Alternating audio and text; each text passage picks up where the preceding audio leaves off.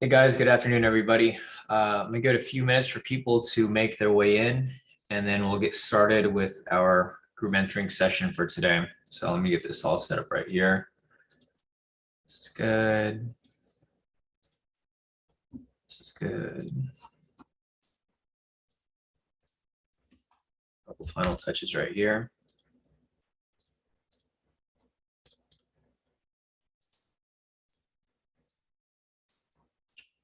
There we go.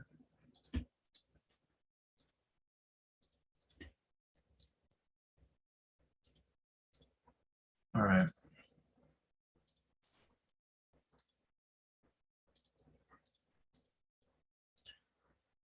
All right, solid. Let me get this link sent out to you guys here in the premium.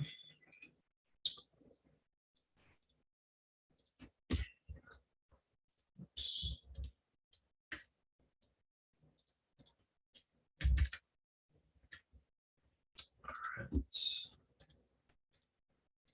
Looks like we are good to go.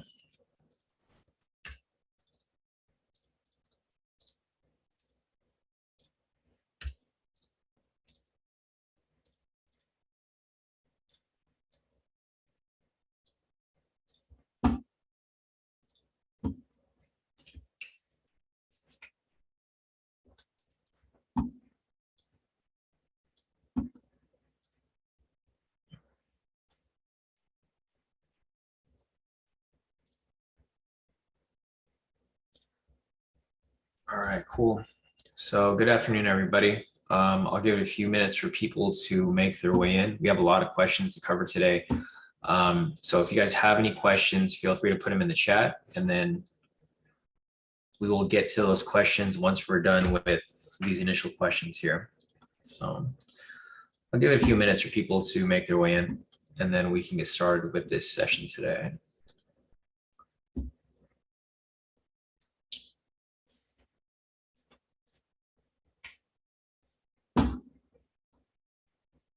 Hey, Solo. Morning to you over there. I know it's like 1 a.m. over there for you. So I do have your questions right here. Let me see. It looks like you are the third person to cover. So we're gonna have a couple questions here from Alicia, and then we'll have some questions from Alexander. Then you're right after Solo, and then after that we'll have Patrick. So give it a few minutes for people to make their way in, and then we will get started shortly.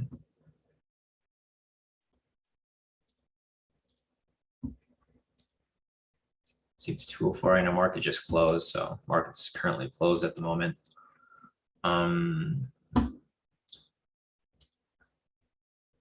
Anyways, let's just get started with the first question so we can start knocking these questions out. So first question is from Alicia. Alicia is asking if I can cover the difference between the V1, V2, and V3.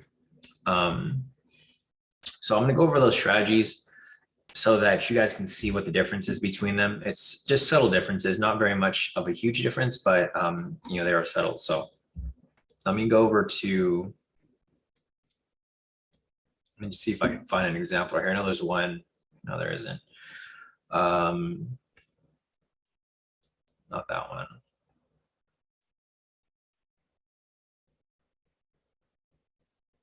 Not that one, because there's a signal on there.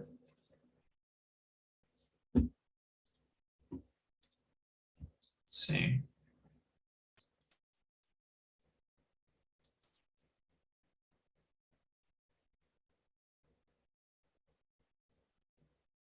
All right, I'm looking for a V1 right now, just to show you guys an example of the V1 strategy. There's one actually right here. I'll use one in the direction of the bias just so that we could, or we'll just use this as an example because I know it's going to be hard to find one in the direction of bias, especially with like a day like today. So I'll start off with this one over here. Let me just go back real quick.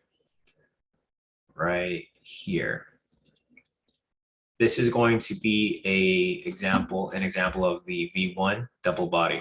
So looking at the requirements right here, you want to confirm the overall bias. We can't confirm the bias right now because This is later in the market. So with that said, we're just going to use this as an example. The first requirement, we're going to assume that the bias is bullish, even though it probably wasn't, but we're just going to use that as the example. So the requirement 1 has been met automatically because we're assuming that. The second requirement, you want to confirm the low and the high using the high-low indicator. Right here's the low. For the third requirement, you want to confirm that the following candle is either a double body or double wick. You can see right here that there is not a double wick because this wick is longer than the other one. This one is going to be a double body because the bodies line up with each other. So as you can see right here, we have low, the body's on this at this level, and the body of this candle following it is at the same exact level. So with that said, we're going to have requirement number 3 met. The fourth requirement is that you want to have a pending momentum in the direction of the trade. So right here, we have a sell signal. The next signal is going to be a buy signal. With that said, everything's been met, and you can enter on the open of the following candle, which would be right here. TP stop loss is set to 100 and 300. Have that set up right there. Let it run, full TP. So there's an example of the V1. One question that Alicia had also to follow up with this is whether the lows can be the same color. So that's technically impossible. And the reason for that is because, as you can see right here, this is a red candle and the body's below here, right? If you were to get another red candle right here, the body's going to be separate. It's going to be opposite, because the reason why it's the same level is because it's green, right? Because price goes up. If this is a red candle and you get another red candle next to it, like you can see right here, the bodies will never line up. Like you can never get a red and red that are at the same level, right? Because it's going to be past it. This will be past it to the bottom. And same with this right here. If you get 2 green candles, they're going to be passed in the opposite direction. There's no way you can get 2 green ones that are right next to each other at the same level. And there's no way you can get 2 red ones that are together at the same level. So just a follow up to your question there, Alicia, I'm not sure if you're here right now, but she asked basically if I can explain the difference between the V1, V2, and V3. And also, if like you would take into consideration if like 2 candles will both be red or 2 candles will be both green. It's impossible. So there goes your example right there. You know, if you have a red and red, they're never going to be at the same level because it's going to keep pushing lower. Same with the bottom. If you're looking for a buy or a green candle, you're never going to have 2 green candles right next to each other that are the same level, because the next one is going to be higher than the other. So, oh, there you go, Leash. I keep forgetting your name is like, it's like half on here, but yeah. So hopefully that makes sense right there. So basically for the first strategy, the V1, you're looking for a double wick or a double body, right? That's going to be the third requirement right here. They're not the same number to requirement, but for the V1, you're basically looking for either a double wick or double body. What I'd recommend is, and I know that a lot of people get confused with this, is that you probably want to focus on just one variation at a time. So just keep practicing the V1. Once it makes like complete sense to you, then move on to the second one. So let's move over to the V2. Let me see if I can find an example for that right here. We don't have, let me take off the pivots because the pivots aren't really going to be useful for us right now. It's not required. Let's see if I can find one over here. The V2 is actually a lot harder to find because you don't really get strong candles like that very often. And I'm going to leave the V1 here just so that we can go over the differences between the two. Okay, perfect. We got one right over here. Move this over and we will go right here. Okay, so back to the V1 over here. You're looking for a double body. This will qualify as a double body right here as well. So this could technically be a V1. However, I'm going to use this example for a V2 to show you the difference between the V1 and the V2. So here's the V2 requirements. So if you put the requirements side by side, it's pretty much the same thing. The only difference is that you're not looking for let me just put this on top. So this is V1, this is V2. For the V1, you're looking for a double wick or double body. For a V2, you're just looking for a strong opposite candle. So the body doesn't matter whether it's the same level, and the wick doesn't matter, right? You don't care about the wick. You're not looking at, well, I mean, you're technically looking at the wick because you want to make sure that it's a strong candle, but you're not looking for a double wick rejection or a double body. For the V2, same requirement, confirm the bias. We're just going to assume that the bias was bearish, which it was this morning. Second, you want to confirm the high low. You have the high right here. And third, you want to confirm. So I think this is where you might get a little tripped up as well. For this one right here, you want to confirm that the high is green and that the low is red. So in order for you to take a sell, the high needs to be green. So just use this as an example. Look for a high, it's got to be green. If you're looking for a sell, it's got to be red, right? I mean, not a sell. If you're looking for a low, it's got to be red. If you're looking for a high, it's got to be green. So if you're going to try to attempt to identify an entry here, this right here would not be a high with the green candle. So you wouldn't even look at that, right? Same with this candle right here. There's a high, but it's not a green candle. One way to remember that is just high green, right? Because you're pushing price up. So if price is going up, just, I mean, you can use this. So if price is going up, you want it to be green, right? Because price is pushing up. You're looking for a reversal. Vice versa, if you're looking for a low, you want to look for it to be red because price is pushing down, right? You're basically, this is what you're looking for. When you're looking for a buy, you want price to push up, and then you're looking for that reversal to the downside. That's where you want to take the trade in the direction of the bias. Vice versa, if you're looking for a buy, you're looking for price to go down and you want it to swing right back up, right? A reversal in the direction of the bias. So that's going to be the third requirement right there. And let me just review the requirements again, just so that there's no confusion. First requirement, confirm the bias. We're going to assume that the bias here is a sell. Two, you want to confirm the high has a red candle. So there's a high, I mean, the high has a green candle. So there's a high right here. The candle is green, right? Just use this. High has to be green. Low has to be red. So right here, we have a high with the green candle. That's going to be requirements 1, 2, and 3. The fourth requirement, this is the main one that's different. So this is the only thing that's really different from the V1. The main difference, you're basically looking for an opposite candle, because what I was saying earlier is if you're looking for a high with the green candle, you're looking for that to basically be the top, and then you're catching as it comes right back down, right?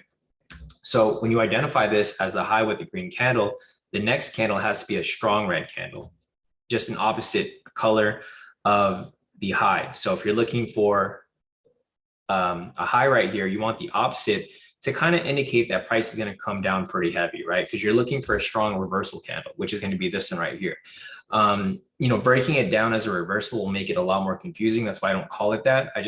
I break it down through requirements here so that you don't really get confused with, okay, what's a reversal? You know, what makes it a reversal? You don't really care about that stuff. You're kind of just looking at it as the requirements being met. So first requirement, you confirm the high, or second requirement. Third requirement, you confirm that the high is green. And then the fourth requirement, you're confirming that the candle following the high is an opposite candle and is a strong candle as well. This is a reversal pattern right here.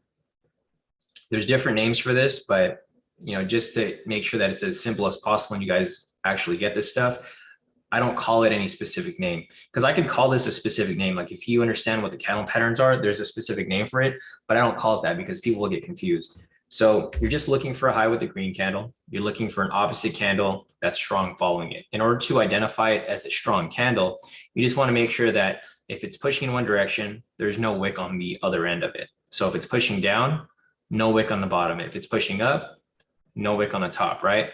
So right here, this is the main difference between the V1 and V2. We have a high with the green candle, opposite red candle that's strong. There's no wick on the bottom. And lastly, you just want to confirm that there's a pending momentum in that direction right there. So as you can see, price pushes up, comes down, strong candle, no wick on the bottom. There's a pending sell because the most recent signal was a buy signal. And then you would enter on the open of the following candle, which would be right here. Same TP stop loss as the V1. You're going to use a 10-30 split. You let the trade run and full TP on the next open. And that's pretty much it. That's the difference between the V1 and the V2. So, Alicia, is that making sense right there between the V1 and the V2? Just want to make sure that that makes sense with for you, and then we'll move on to the V3. Yeah, no problem. Leash did a finally click. Thank you so much. Yeah, definitely. So that's the main difference. You're just looking for a double wick or double body for V1. And then for V2, you're just looking for a reversal pattern with a strong candle. That's basically the difference. The V3 is even easier. Like the V3 is basically the V2 with no strong candle requirement. So the V2 is actually a better strategy than the V3. The V3 comes up more often, but the V2 is actually, it's a better strategy to apply because you have a better confirmation there. So comparing the V1 and the V3, the only difference here is going to be the TP stop loss. But okay, so you'll see here that the requirements will kind of balance them out. There's going to be more V3 entries, but there's going to be a bit more of a bigger requirement with regard to distance, right, from your entry and the stop loss. So for example, right here, this would be a V2, but this would actually be a V3 as well. The only difference here is that if you're entering a short, so let me go over the requirements real quick. For the V3, same requirement, confirm the bias. We have a bearish bias here. Second requirement, you want to confirm using the high-low indicator. We have the high right here. Same requirements as a V2. For the third requirement, same requirement. For buys, you're looking for lows with a red candle. For sells, you're looking for highs with a green candle. Right here, we have a high with a green candle. And then for the fourth requirement, it's the same exact thing as a V2. It just doesn't require that it needs to be a strong candle. It's just that it's an opposite candle. And then lastly, you need a pending momentum in that direction. This is where it becomes a little more different, because in order for you to enter this trade, you need to have a minimum stop loss of 300 pips, right? So right here, it's 230 pips. This doesn't qualify as a V3 because it's less than 300 pips. So you could take this as a V2 and your stop loss would automatically be 300 pips, or you could take it as a V3, or you can't take it as a V3 because it doesn't fit the requirement. So looking at the seventh requirement right here on the V3, you'll set your stop loss at the high low.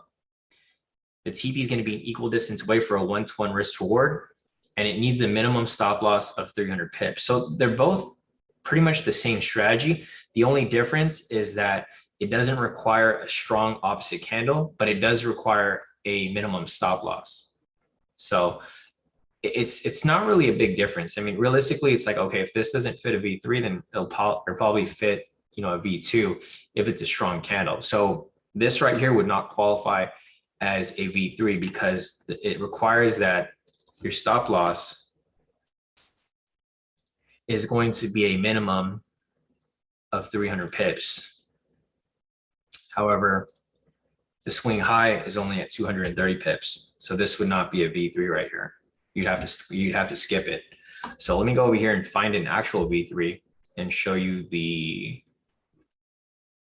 difference. Okay, so let me see this right here. Okay, so this is an actual V3.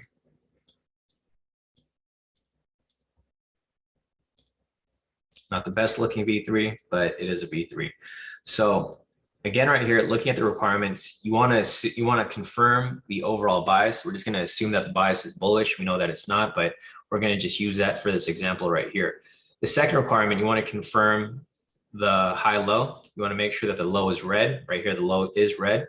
So that's going to be the third requirement. The fourth requirement, you're just looking for an opposite candle. The low here is red, the opposite candle is green, and it applies right here. There's also a pending bullish momentum because the most recent sell signal was red over here, right? So if there's a sell signal here, the next signal is going to be a buy signal. So that's going to fit the requirement. The difference here is going to be the stop loss requirement again. So again, you're going to enter a buy right here. Your stop loss has to be at least 300 pips. So this is not a V2 because this is not a strong green candle, but this is a V3 because it fits all the requirements. The only last requirement that we need is that the swing low is going to be at least 300 pips. So if I put a line right here, this is 300 pips, and you can see that the low is actually lower. So it's going to be actually 320 pips. So requirements met right there. You're going to go for a 1-to-1. It's going to be 320 pips for TP and the stop loss. You have it set up, you let it run. And there you go, full TP. So hopefully that makes sense. Leash, this is you can see that it's not really difficult. It's really just applying it and actually understanding, because it's hard to really learn it without actually applying it, right? You have to keep applying it. And the more and more that you apply it, the more and more it'll make sense, right? Like, I already know a V1 because I associate that with double wick or double body. The V2, I associate with a strong candle.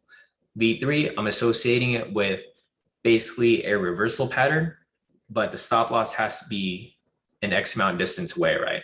Like an equal distance away where I can actually, go for the move for a 1-to-1. So there's pros and cons to each of these strategies. The V2 is will give you like almost a guaranteed win because it's going to give you enough of a push to reach 100 pips, right? It's a small little move. It's not that big. I wouldn't say guaranteed, but basically close to guaranteed move. The V3 here is a bit more risky, but the risk to reward is 1-to-1. So you actually can make a lot more profit using this strategy versus one of the other ones. But these are going to be more likely to win versus the V3.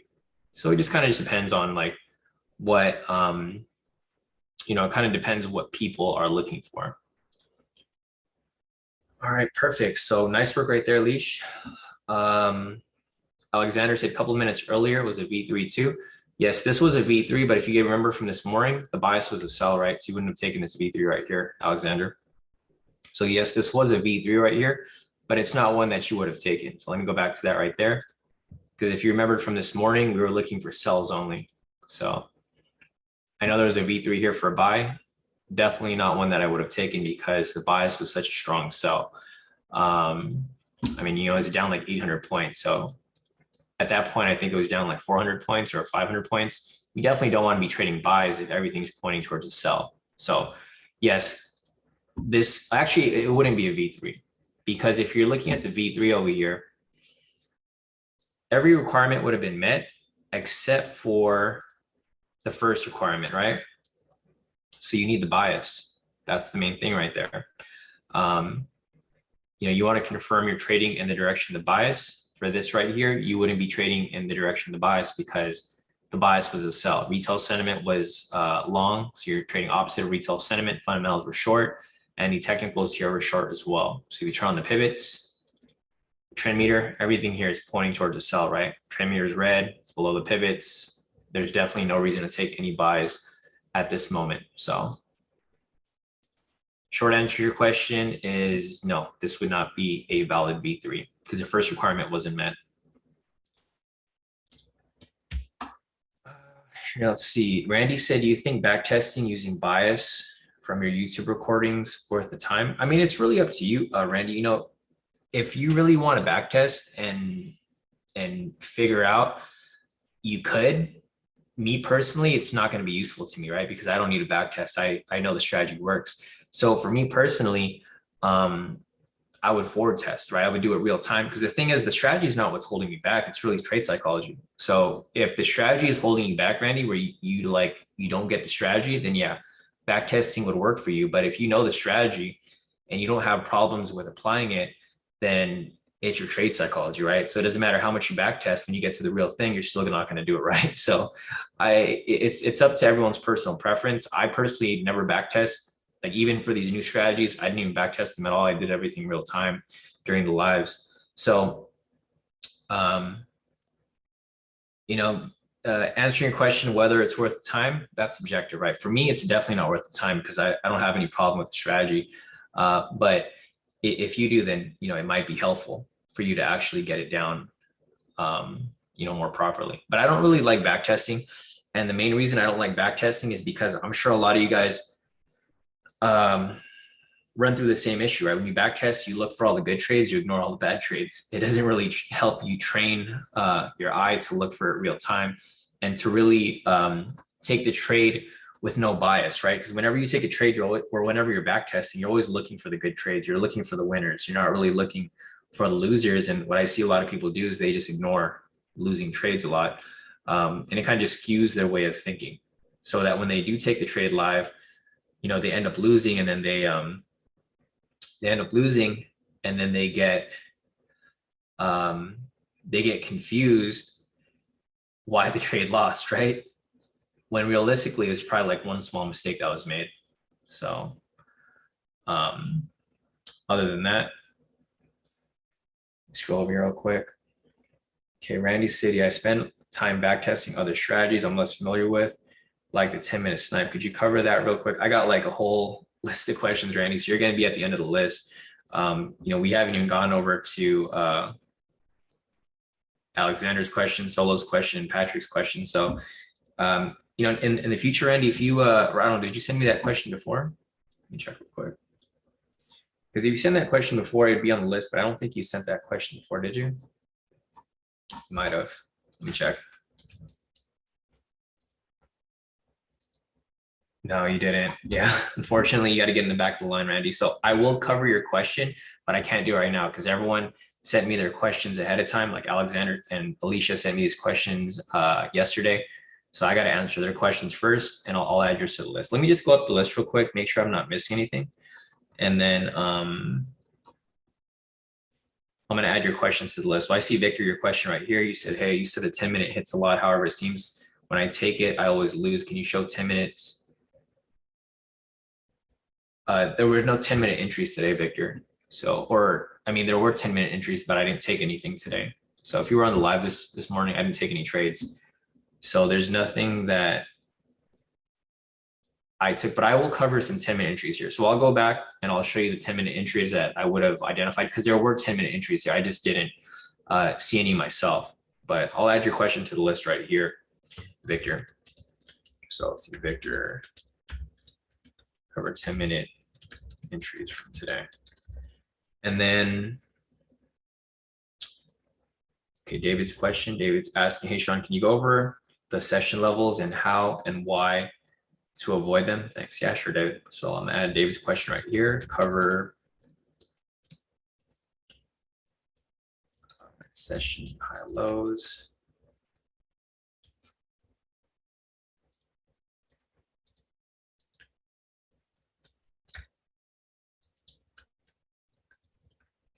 How am I to avoid?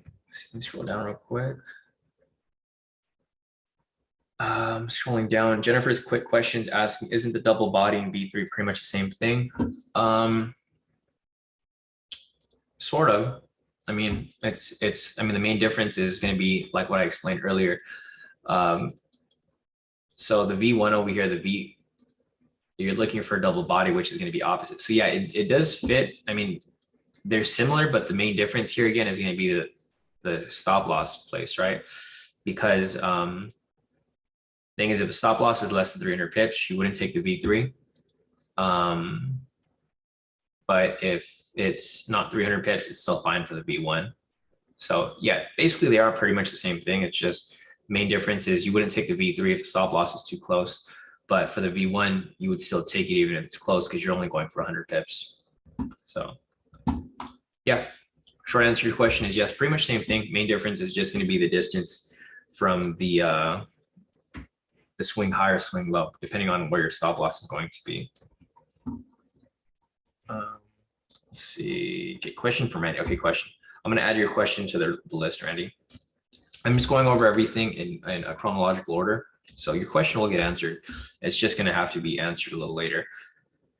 So let's see.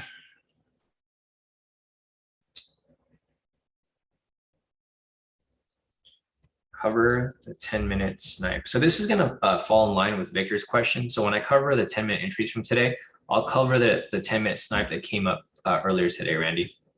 So I will cover that. Your next question over here is, that's why I asked about the sessions high-low, because I don't know how TradingView works as it adapts to daylight savings. Kind of weird. Yeah, I'm not sure how that works for you, Randy. I know it's going to be daylight savings changes, the time by like an hour. I'm not sure if anyone else has issues with the sessions. If you want to send a screenshot, Randy, well, I'll explain to you like how things are different because it also depends on the time frame. So you might be on a different time frame. If you're looking on the 10-minute, I'm looking on the 1 minute. Your sessions are going to be different because these are different time frames, right? That's one thing that you want to keep in mind. Like the high for the 10-minute is not going to line up with the high for the 1 minute because the 1 minute highs and lows are going to be at different price points. So if that makes sense to you, like for example here, let me see if I could find something over here. So say like during US session, price will spike up here because the thing with the 10-minute is that each candle is 10 1-minute candles, right? So like the 1 minute is going to be the most accurate because you're counting every single candle.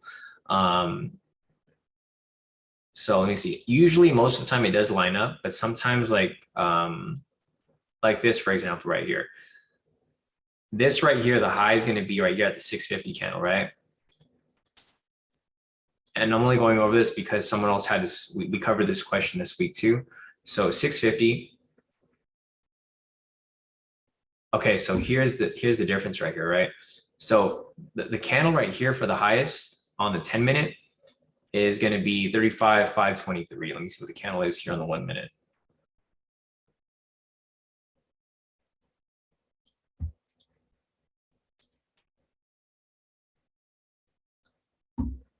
Go back to the 10-minute. All right, so the high right here is going to be 35,523, right? That's going to be during, this is going to be New York session. That's going to be the high, right? The high on the 1 minute is different because price reaches a higher point right here. Actually, let me see.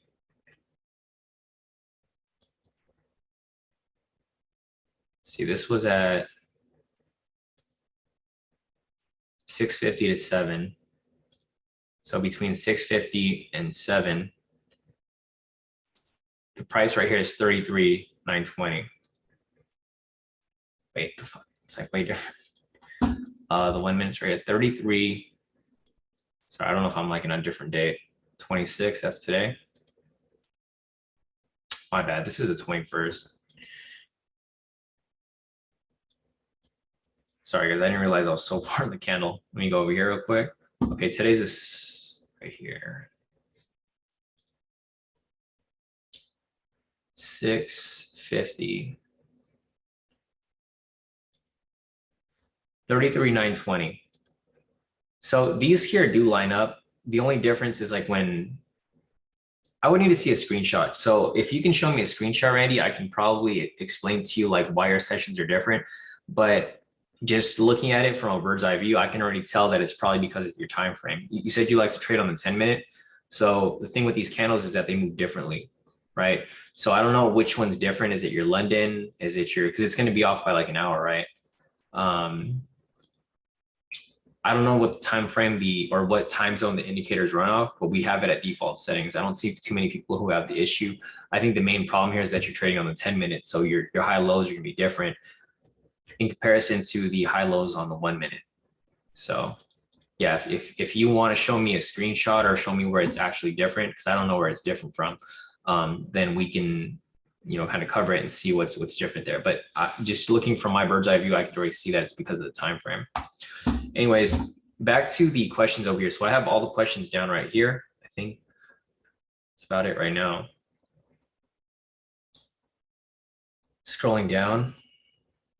Okay, so we've covered Alicia's question, so I'm going to delete that off the list. Our next question is from Alexander. This is going to be more of a funding company question rather than a strategy. So Alexander's question here is, he wants to know the difference between FTMO, MFF, and TFF, right? Those are the three funding companies that I currently use. The main difference with FTMO and MFF, these are like probably the number one and number two that I would recommend. FTMO, I've been using them for years. I haven't had issues with them. They've been around probably the longest compared to all the other companies. Well, yeah, they for sure have been around the longest because I know I've been using them before MFF was even a company. So for FTMO, here, let me just, I don't know all the pros and cons, but I'll try to just, write the pros and cons for all of them. So this is FTMO.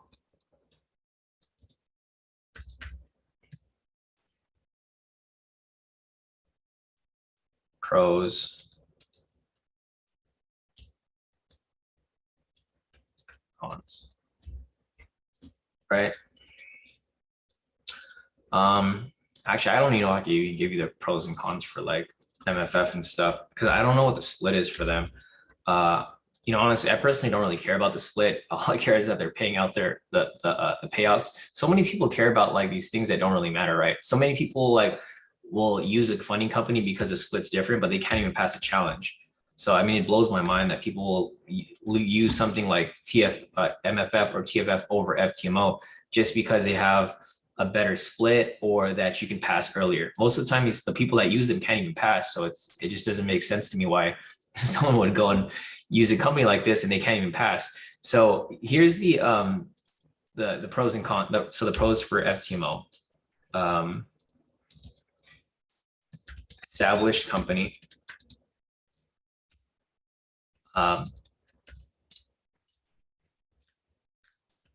And around longest.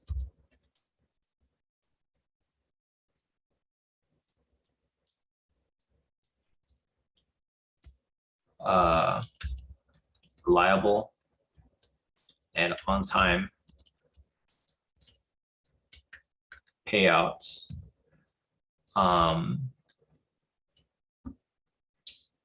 What else is a pro with them? Best customer service, instant response, and I think that's about it. I mean, solid split. I don't know what it is. 80-20 or is it 90?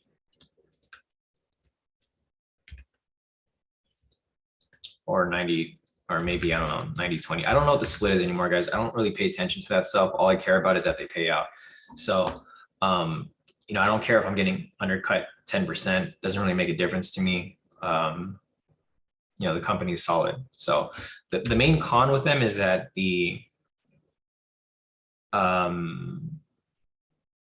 guess the 10-day minimum trading requirement. That's pretty much it. I mean, that's the real con there. The only would be daily max loss limit. That's literally it. I mean, all these companies have the same thing. It's not like it's anything way different, right? They all have a daily loss limit. I'm not sure if these other companies have that, but either way, I trade at FTMO standard. So even if they do or don't have a daily loss limit, I still follow the requirement because my main account is going to be FTMO. So Rick said, was that a shot at me? No, definitely not you, Rick. It's a shot at a couple other people that are like so pro another con. Thanks, CT. So daily loss limit, higher profit target requirement. Thanks, CT. So there are the pros and cons for FTMO, right? They're an established company. I've been using them for years now. They've been solid. They pay out on time. Their customer service is on point. If they have issues with your trades, they'll fix it right away. I think overall FTMO is still number one. I think they're always going to be number one. It doesn't matter like if they have a lesser split. FTMO trains you to be a professional trader. So that's one of the main reasons why I will only recommend FTMO. I still don't recommend MFF. I use them, but they're not going to be one of the ones that I recommend just yet. Maybe when they get better at a few things, but for the most part, FTMO, you should always max out your FTMO first and then move on to these other companies once you've maxed it out. For MFF, pros and cons, trying to think. What's a pro for MFF necessarily?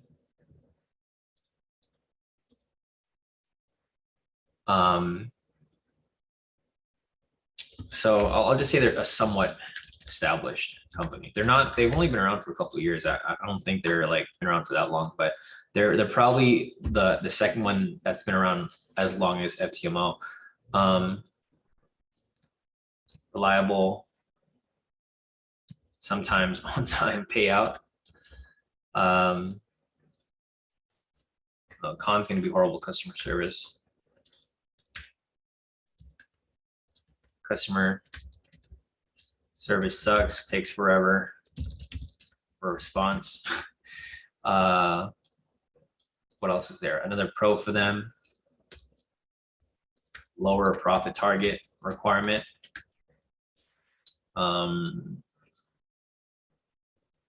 Yeah, I mean, I can't really think of anything else for MFF. I think that might be it for MFF.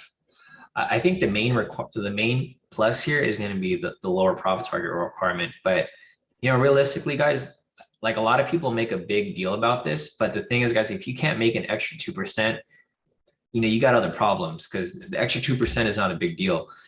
It's like one more trade. If you can't make one more winning trade to pass your FTMO, that just means that when you get funded, you're just going to blow the account anyways. So the lower profit requirement doesn't necessarily make a big difference, but that's the pro, I guess, for like some people. Other than that, the cons here, customer service does suck.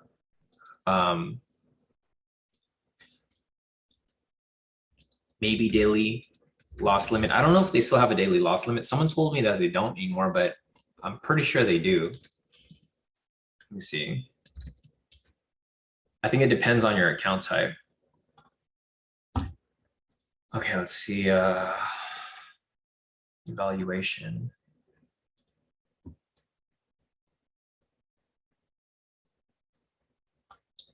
Let me check the website real quick. Okay, so here are some of the main differences. Okay, so they still have a daily drawdown. I don't know who mentioned that. Someone messaged me and said they don't have a daily drawdown. You do have a daily drawdown. So whoever messaged me about MFF today, you should probably go back and check the requirements, because I don't know, someone told me they got an MFF and they have no daily drawdown. I was like, I'm pretty sure they have a daily loss limit. So it's still there. Okay, 12% overall. I guess this is a plus, 12% overall drawdown limit. That's one of their main things.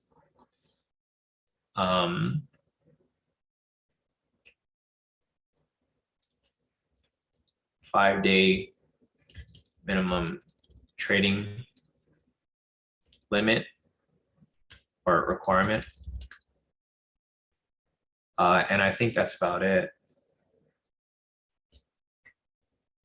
The cons are customer service sucks, takes forever. Payout procedure, more work.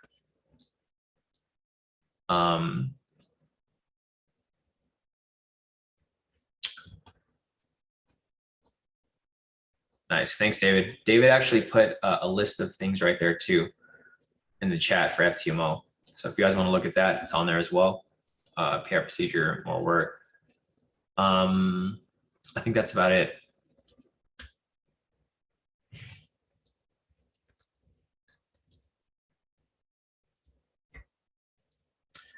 So these are the main pros and cons that I can think of for these two, FTMO, MFF. For TFF, pros are, so one of the main ones is no minimum trading day requirement. And I can already, like, this is probably the main thing that Rick loves about TFF, right? Because Rick wants to take like the really risky trades where he can pass in one day. That's the only reason why I think Rick is so like, set on TFF. Rick said facts. Other than that, I don't know too much about TFF. The only reason I did TFF is because some of the K2 members who are really profitable, they use TFF, and they mentioned that the payouts are pretty solid, like they're on point and they're on time. So I'm already doing really well with FTMO and MFF. The only reason I did TFF was to try them out. I'm really just looking to milk out as much money as I can from them through my profits. And then if they start to go belly up, which they probably will eventually, they're having the same issues as Funding Talent, not with payouts, but with their servers. Then I'm fine, right? I just want to get my refund, get some money out of them. If they blow up as a company, it's cool. I'll just go back. I'll stick with my FTO and MFF, and then I'll find the next best company. But I think the main pro here is going to be minimum trading day requirement. Rick said executions are better. I can't agree with that, because I had so many issues the other day. So I don't think, well, and to defend that, I guess they were changing servers. So before that, I didn't have issues with execution times. I guess like spreads used to be better before server change. Execution times used to be better before server change too. So I agree with some things that they were better at some point, but I'm not sure if like, you know, the server change was the reason for, you know, the shitty spreads and the shitty execution times. So I mean, the main cons right here is that customer service sucks. That's like number one. If issues, sorta. I'm still waiting for my funded account. If it comes by tomorrow, then I think that's a good thing. I'll be a pro. Customer service, okay. Getting funded. I think that's fine right there. They're okay. Their least established funding process is very what do you call this? They're very informal. So like FTMO has a dashboard. TFF, you kind of just email them your documents. It's kind of weird. You know, they don't have like a process where you just upload stuff. You kind of just email them, and it's like to like their public email. So it's I guess it's not a good thing or a bad thing. It's just that it's just not as professional as FTMO, which makes sense because they're a new company. So it's not like you're going to expect them to be, you know, the best at these things right away. I guess pros and cons would be data or execution. Well, I mean, I already put that under pros because for the most part, the execution times were good, but yesterday, the execution times weren't on point.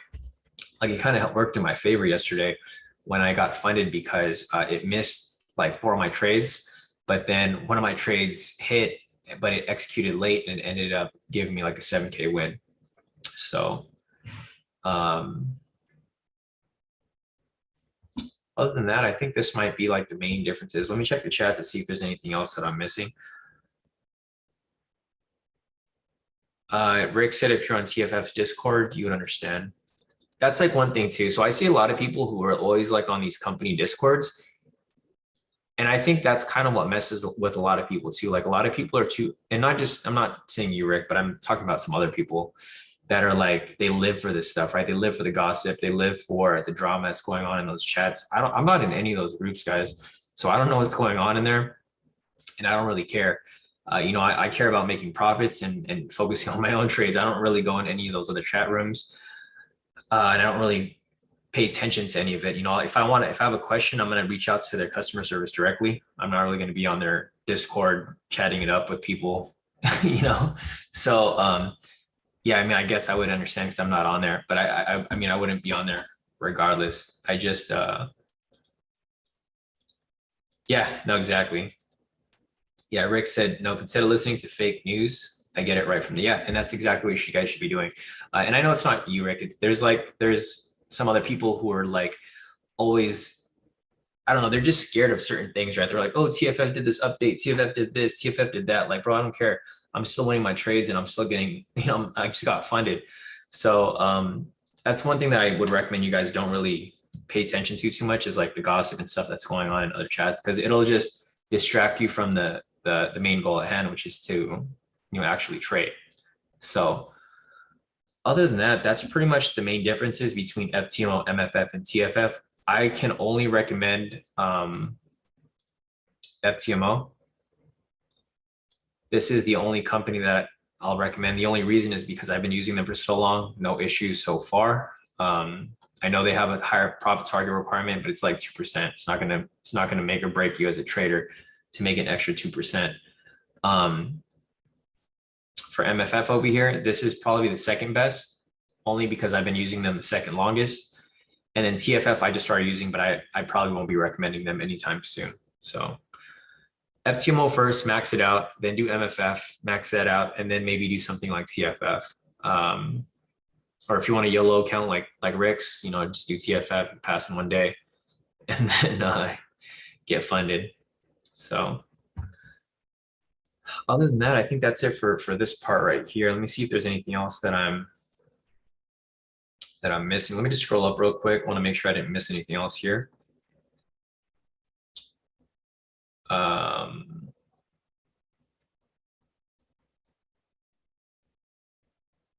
Rick said I'm looking for a prop firm with zero drawdown. Hey, that would be nice. Let me scroll up real quick. I just want to make sure there's no questions here that I missed. I'm going to add them to the list if I did see anything here. So if you guys want a more detailed or you want other responses, just look at the chat over here on the Zoom and you'll see everyone here kind of put their own input. So thanks CT for your input. Rick, Jennifer, David, everybody.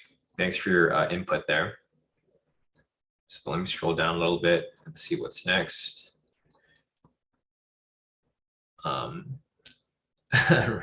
Rick said with FTMO, you cannot trade fake news. Yeah, I know that the news thing is going to be different as well. But if you're trading US 30, the news don't really matter. You can trade, there's no restrictions. All right, so question from Be Motivated. What's up, Sean? If your main account is FTMO and you have another FTMO account as a slave account, what should the risk settings be if you trade the 10 lot? I sent you a screenshot on your Telegram. So let me check real quick.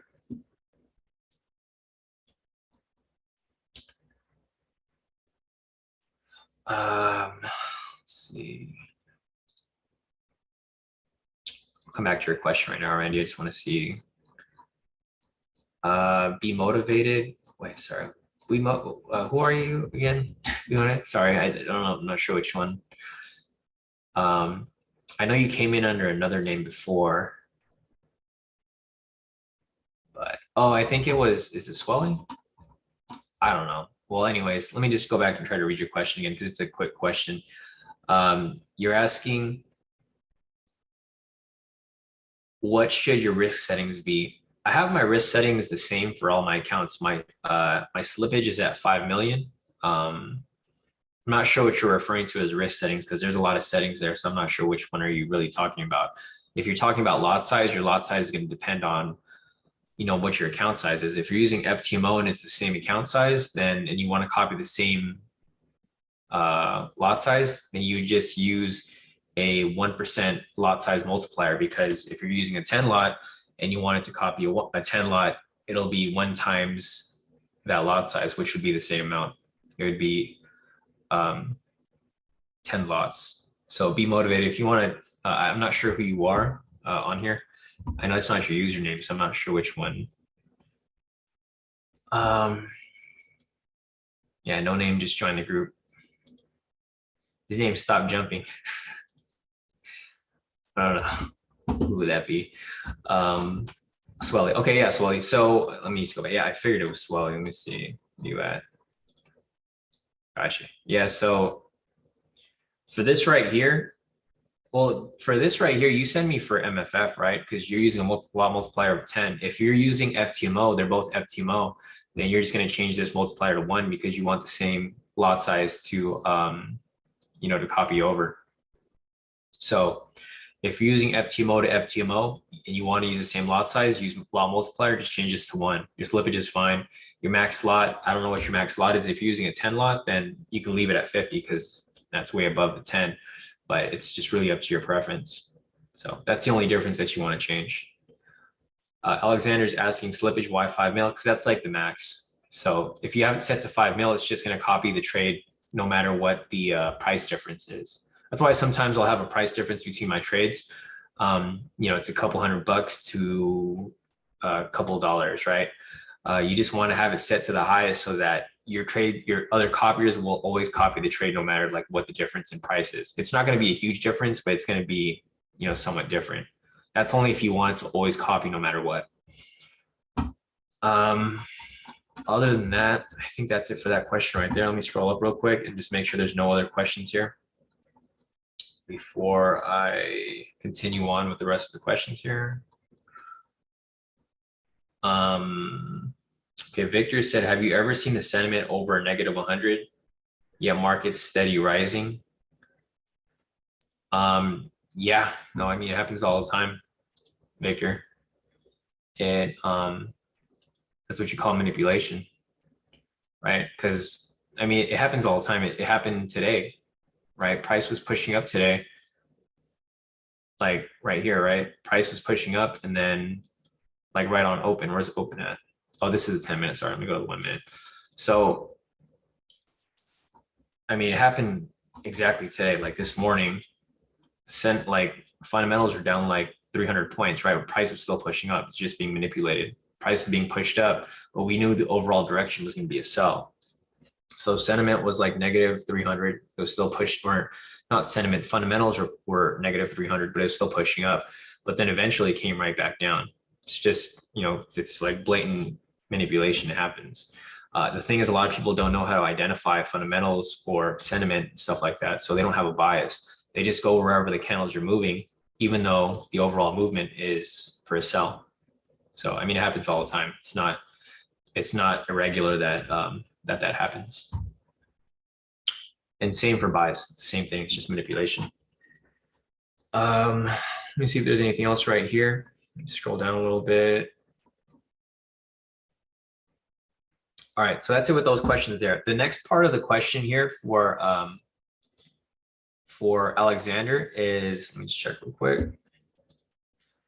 Alexander's question was regarding running multiple challenges at once. So if you guys are really confident with your trading, then feel free to run multiple challenges at once. But the thing is, if you guys had never passed a challenge and you think that, oh, all of a sudden you're going to pass like 3 challenges at once, odds are you're probably going to fail all of them. So my recommendation is to pass one first, get your first payout, because when you get your first payout, you will get your refund on that first account. So once you get your first payout, you get your refund, then do a second account. Or if you're really confident at that point, then yeah, maybe you run 2 accounts from there. But I would never recommend that. I would never recommend that you do it all at once, unless you're me, right? For me, I already know I'm going to do good. You guys see me trade every day. I'm consistent with my trades. I'm consistent with my profits. I'm consistent with my profitability, right?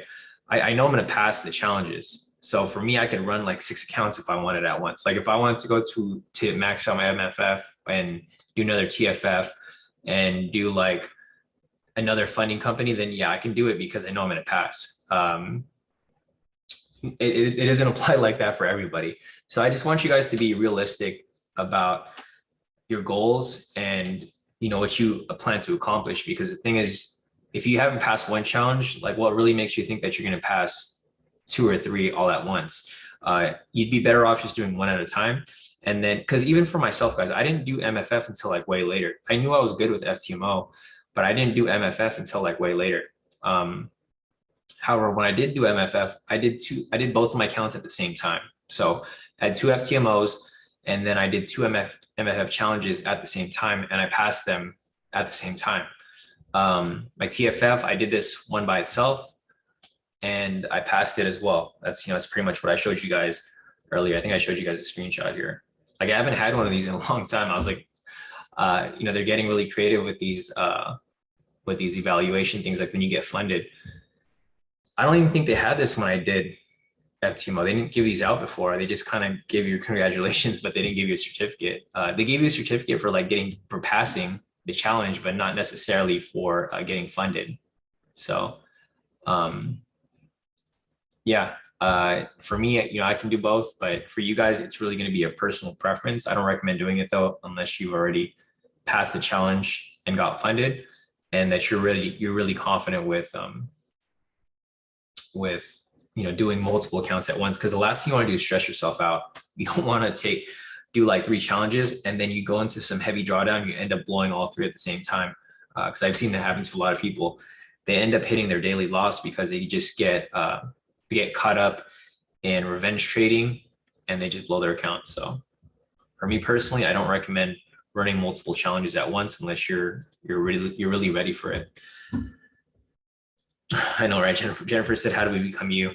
Just got to learn to be consistent and to follow direction. That's really what it is. All right. The third and last question from Alexander.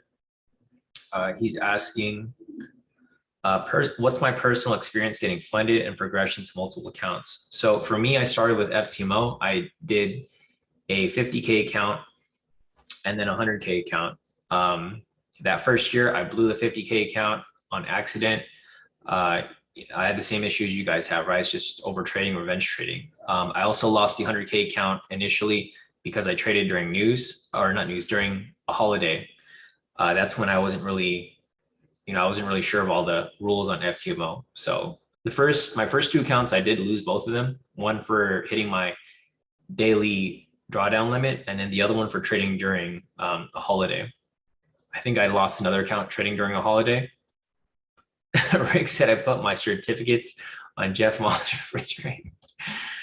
That's classic. It's classic, Rick. Yeah, sorry, back to what I was saying. So once I failed those, I did the 200K because I already knew I was good. So I passed the 200K. Then I did another one. And then I stayed with FTMO for like maybe a year. And then after that, I did MFF pretty recently, like a couple months ago, if not like maybe half a year ago. Now I did TFF. So that's my progression, guys. Even though I knew I was good at trading, I didn't max out my MFF yet, even though I probably should. And I didn't max out my TFF yet either. So as you guys can see, I'm really confident with my trading, but I still don't max them out because there's no rush. Like I'm making pretty solid profits so far. I mean, you guys have seen my profits for the week, like this is for the week so far. This is for 5 accounts. And imagine if I have 2 more accounts on here, right? It's going to be even higher. So there's no rush to it, guys. I mean, you at your own pace, and everyone's pace is different. So Alexander is asking any specific reason why you started with, because FTMO only had 50K accounts back then. That was like 2 years ago. They didn't have big accounts back then. That was the biggest one they had.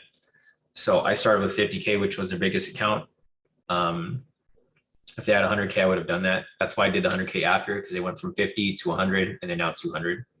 So the main reason I did the 50K first was because that was their biggest account initially. I think that was like 2 or 3 years ago. I can't remember, but it was a long time ago. But other than that, I think that's it for your questions right there, Alexander. I don't know if you want any other details about FTMO, MFF, TFF, or anything like that, but I think that's about it. All right, cool. So next question, no problem, Alexander. The next question is from Solo. Solo is asking if I can cover bias and choosing when to trade only with bias and when it's okay to trade without. So my main rule of thumb is to always trade with bias, right? I know that a lot of times you guys can trade without bias and the trade will still play out.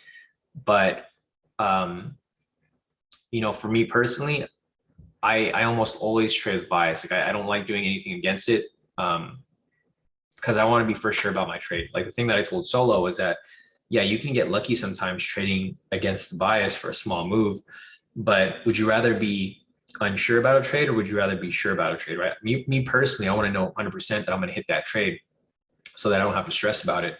So short answer to that question is I always trade with the bias. I don't think there's been a trade that I've taken against the bias in a while now. Pretty much all my trades are in the direction of the bias. I can show you trades here that are against the bias, but they still hit. But that doesn't necessarily mean that it's something that I would recommend you guys do as well. So let's see, I think there's like one like this one right here, right? This one's obviously in a strong sell bias. Prices below the pivots, trend meters red. I can assume that the fundamentals were also bearish as well. However, you can see that the trades still do hit. So while you could take trades like this, I personally don't recommend it, and I personally wouldn't take them myself. Like this right here, right? This is for 830 pips. If you were to take this in the opposite direction of bias, which it's possible to V3, it still would have hit see, it would have gotten close to TP, but it wouldn't get close enough. So this is what Solo was kind of referring to earlier. Like he was asking me, like, would there be some instances where it'd be okay to take this for a partial profit, like maybe go for half the profit instead of the full move? If you went for the full move, you would have lost. If you went for the partial move, you probably would have won. That's going against the bias. That's a reason why I wouldn't go against the bias, because price can easily shift just like that and hit your stop loss, right? again, right here, right? There's another entry right here, but it's against the bias. Again, at this point, I wouldn't, actually, no, sorry, it's not an entry. See if I can find another one here. There's no entry there because there's a buy signal.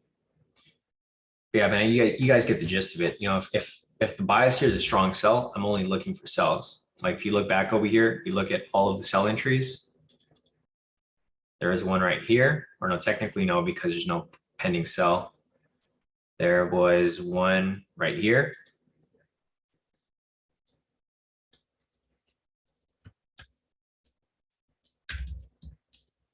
So you can see that one hit full TP. There's another one right there. You can see that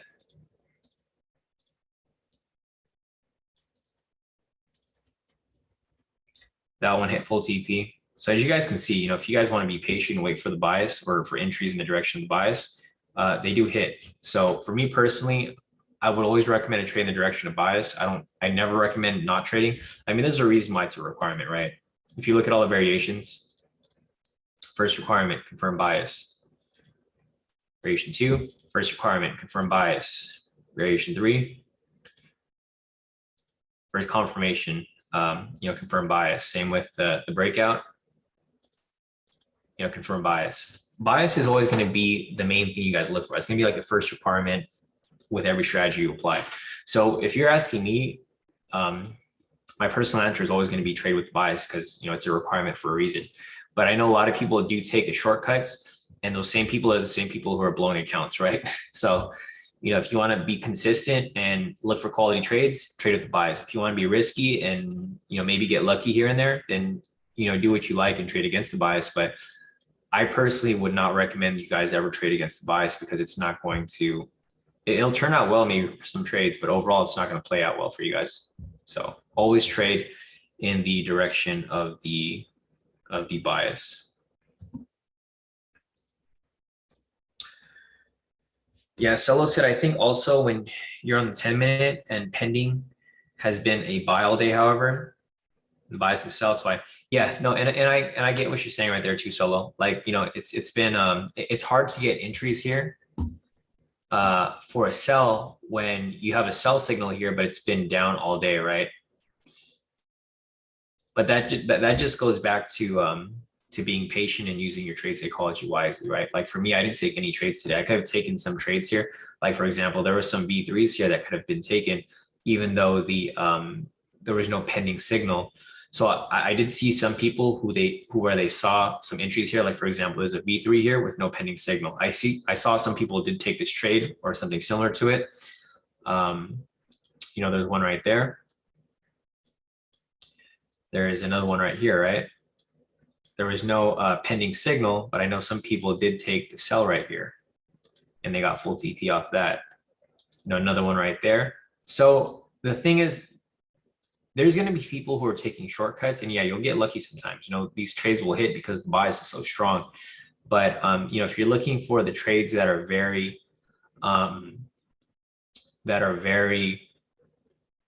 high quality, you want to make sure that all the requirements are met. But yeah, no, you're right. So I mean, sometimes, you know, you get impatient. I get impatient too. Like there's a lot of times where I wanted to enter these trades here because they did look like great entries, but there just wasn't any entries here. I would prefer to have a day with no losses and see these trades actually play out than take a risk and then end up losing a trade. And just feeling like shit the rest of the day, right? Because I'm sure that's happened to you guys before. You guys, I'm sure almost everyone here, I'm sure at least it's happened to everybody at least once or twice, where you took a trade that you knew wasn't a trade or you knew was a risky trade, and then it ended up losing and you felt like shit the rest of the day, right? Because you knew that it was your fault. But then you wanted to blame K2 or blame Sean, right? for the trade, because you followed the strategy technically, but you failed to realize that, you know, you missed the first requirement. Because I get this all the time, guys. It's like, you know, it's always my fault, right? I always tell people to confirm the bias here, but either way, it's always going to be my fault why people lose trades. But you know, it is what it is, guys. Like, I'll try to give you guys as much positive reinforcement with your learning here, but I'm always going to be the one to blame for everyone's losses. So it's all good. I'm used to it at this point. But yeah, other than that, Solo, I think that's it with your question. If there's anything else that you want me to go in detail with regard to your question, just let me know. But I think that's pretty much the main thing that you wanted me to cover today. So yeah, no problem, Solo. All right, next question is from Patrick. Patrick's question here is he wants me to review the bias requirement for the K2 daily with regard to the fundamentals. So the see, actually Patrick over here. All right, perfect. So Patrick actually has everything on here. So let me just read your Natasha said, Sean, I did not take any trades today either, so it's your fault I didn't make any money. I know, right? It's all good. I'll make it up for you guys tomorrow. Question over here from Patrick. So thanks, Patrick, for putting the breakdown here. So I'm gonna go and read Patrick's message right here. Patrick said, I know in the shorter time frames, you like to see the fundamental bias at least 100 points bullish or bearish before considering entering. For the K2 daily US 30 strategy, is there a recommended point level you want to see the fundamental bias at? I assume you want fundamentals to be fairly strong, like at least 250 points, so the market isn't too flat for this strategy. So for the bias on the daily entry, Patrick, it's going to be the same thing pretty much. Let me see for the daily entry over here. We might have to make some changes to the daily entry. So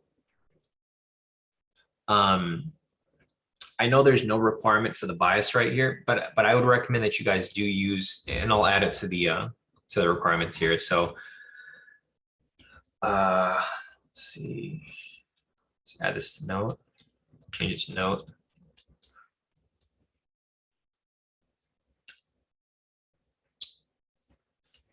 And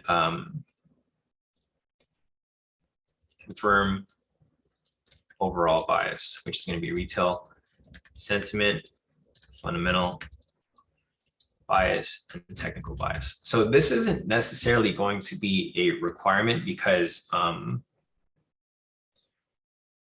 me just put this over here real quick. K2 10-minute daily. All right, so for this strategy right here, you don't necessarily need to have a bias because you're going in the direction of momentum. However, I do find it to be, very useful for you to use when taking the trade, especially if you want to take the quality daily entries. The thing is, if you go back and look at historical data, if you just go back and backtest it, you'll see that the trades actually hit. They actually hit like pretty often, even if they're against the bias. So like, I don't think the one yesterday hit. It was like right here. But if you guys remembered correctly, there was news yesterday. So we wouldn't have taken this trade anyways. I forgot what was going on yesterday, but we actually followed. I don't know what happened yesterday, but I remember we weren't looking to take any specific trades. What did we take yesterday? I forgot. Can't really remember. So we did take sells, but I forgot why we decided not to take any more. Oh, because the candle was too big. So I know this isn't a requirement for this either, but there's things where like your other analysis will like come into play. Like for example, this was daily entry right here, but you guys can see that the candle was pretty huge, right? This applies for any time frame. Like for example, right here, this candle right here was like, let me see if I could measure it. This candle was way too huge. Like it was 2,350 pips. That's how big this candle was right here. Basically, whenever you get a big candle like this, price will tend to retrace, to the halfway mark or to the full mark before it comes back down, right? And the problem with taking a trade like this is that if you were to take the daily entry right here, and maybe this is something that I need to review in the video and then add this so that you guys can understand, because I know this is something that a lot of people don't really take into consideration. But I mean, it's pretty obvious why you shouldn't take the trade here because it's so big. Things your stop loss is going to be so close within that direction. So your stop loss is like right here, right? This becomes an issue because if price comes up and tests half of the candle, if not, the full candle before coming back down to where it's supposed to go, you're going to get stopped out. So this is the reason why we wouldn't take this trade here. So we're going to use this as an example of an outlier. Sometimes you're going to have outliers like this. If the candle's like 500 pips, then okay, great, that's fine. Because you can eat that drawdown, right? For this, you can't really eat the drawdown because price comes down a little bit, then it comes all the way back up to hit stop loss before coming right back down, right? So this is an outlier for the US 30 daily. But let's go back a little further and I'll see if I can find another example here. So I can't remember what the bias was. Bias was a sell, but the main reason you ended up taking this trade is because the candle was so big. Let me go back a little further to the day before. And this is something you can do yourself, Patrick, as well. If you really want to go back and use this, because this is like the easiest strategy that you can ever apply. You're literally just looking for the first signal, right? And I know this is why it's probably something that you think you can apply, but I mean, literally anybody could apply this, right? Like literally anybody. So again, right here, let me show you an example from Friday. So this right here would be going against the bias. So I wouldn't have taken this trade because we had a sell bias. And this is why I kind of, and I think I should probably make this a requirement. So I know it's a optional requirement, but I think I just might add this in as like an actual requirement, because if you go back and back test, you'll see that you'll run into losses, but these losses could be easily avoided. So for example, right here, the bias on the 22nd, which was Friday, we know that it was a sell, right? Because we did trade live that day. And if you were looking, actually, this wouldn't even fall as an entry because it's after 9. So the cutoff was at 9 o'clock. You would have skipped this entry right here. This was too early, so you wouldn't have taken this trade. This was at 6:20, so you would have skipped this one. Let's go to the next one. Let's see. Okay, so another one right here. So here's where it's like a clear indicator that you should be trading the direction of the bias. On Thursday, we were also looking for sells, I believe. What was this? This was the 21st. I'm just gonna look at what my profits were looking like on that day. Actually, we took buys that day. Oh, this was for the breakout. So we took the breakout right here, but again, this is kind of similar to what happened yesterday, right? This candle here was too big. So yeah, now that I'm thinking about it, I do have to go and explain this to you guys, or at least to some of you guys, because this candle right here is like about 1,000 pip move. If you were to take a trade like this, obviously it's going to pull back a bit. I'm trying to figure out if there's a way to confirm the bias, or if there was news that day, 22nd or 21st, actually. See, the problem with this is that there was news around that time. Let me see the entry point. 640, entry would have been at 650. Yeah, we wouldn't have taken the trade because there was news here at 7. So there's a lot of factors here that you have to take into consideration. I know it's light news, but it was, and actually Powell was speaking this day too. If you guys remember, Powell was speaking on this day on Thursday. I could see here because he was speaking at 8. And I remembered around 7, we just stopped trading altogether. We didn't trade from 7 to 8. We just kind of answered questions. So if you want to go back and back test this, Patrick, there's going to be a lot of factors for you to look at. There's going to be news. There's going to be the bias, and there's going to be other things as well, like the sessions, right? If you turn on the sessions here, sessions were below. There's just a lot of factors here for the daily. So going back to your question there, with regards to the bias, I would use the bias as a confirmation when taking these trades. This one right here, another one that you might need to, and I'm going to add this on here too, so that I don't forget the next time. So I'm going to add that to the requirement. So thanks for bringing this up, Patrick, because I didn't really think to bring this up until later, because we don't really take the daily as much anymore. We take trades within the daily, but we don't take the daily on its own because it's such a big move. We don't want to tie too much of our leverage in just one trade, because obviously we want to take scalps within it. But the next requirement here is going to be avoid trade if candle is too big, larger, substantially larger than other. And I'm going to add this as an actual requirement here, because now that I'm looking back at it, it actually is a very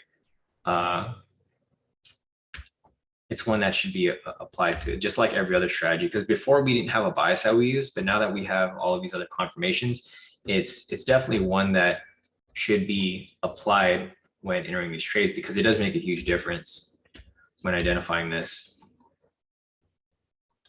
So I'm probably gonna have to go and redo this video as well. There's a lot of videos here that have to be redone because we don't explain bias in those older videos.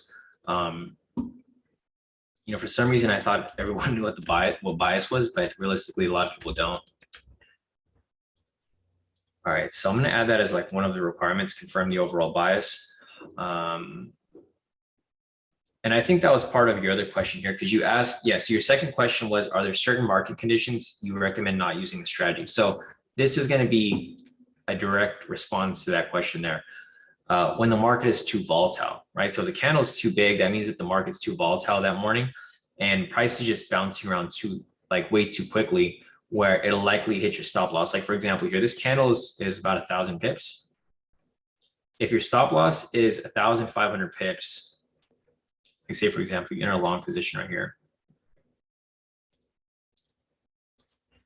you can see how close it can get to hitting your stop loss, right? Like this can happen where it'll pull back, hit your stop loss, and then go right into profit.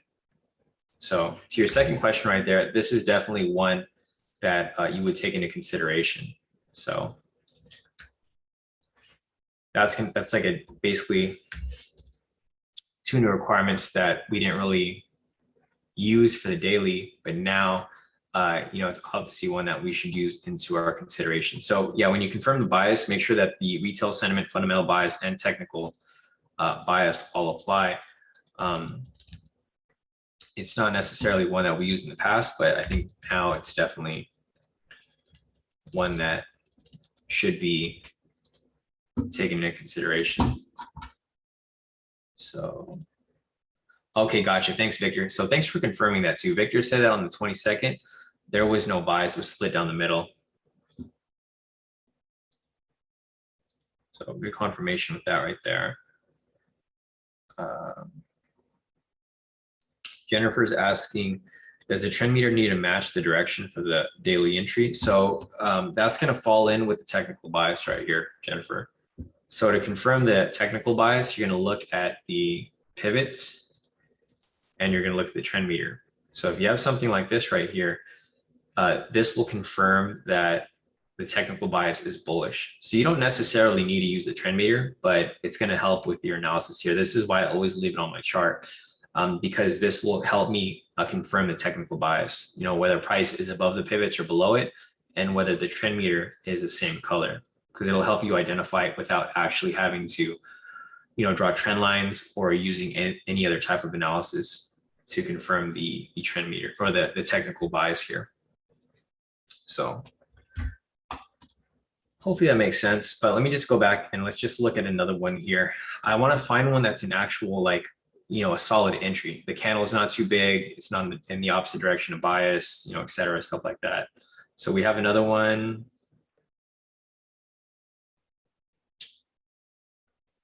So this right here is against the bias. Again, this is on the 21st or the 20th. Obviously you can tell that the bias is bullish right here, and this is going against it. So you would have skipped this as well.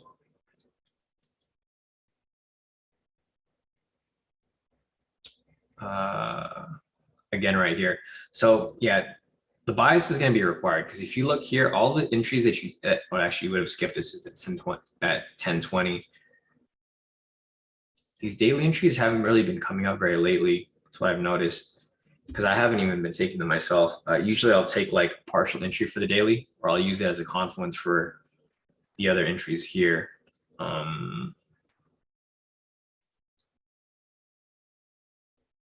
So here is, maybe this could be one right here. I can't remember what the bias was on the 18.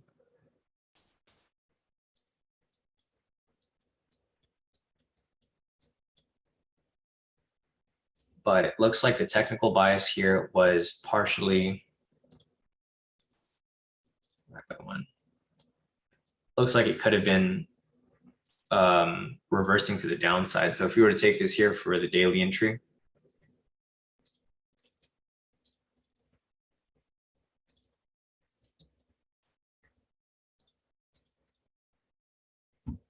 measure this candle real quick. So this candle is a little big too. It's not more than 1,000 pips, but it's still pretty big. As you can see right here, it does exactly what we kind of look for, right? So whenever you see a big candle like this, price will tend to either go halfway, or in some instances, it'll push the entire distance to fill that candle before coming back down. And if you let this run, yeah, so you can see right here, it did hit stop loss.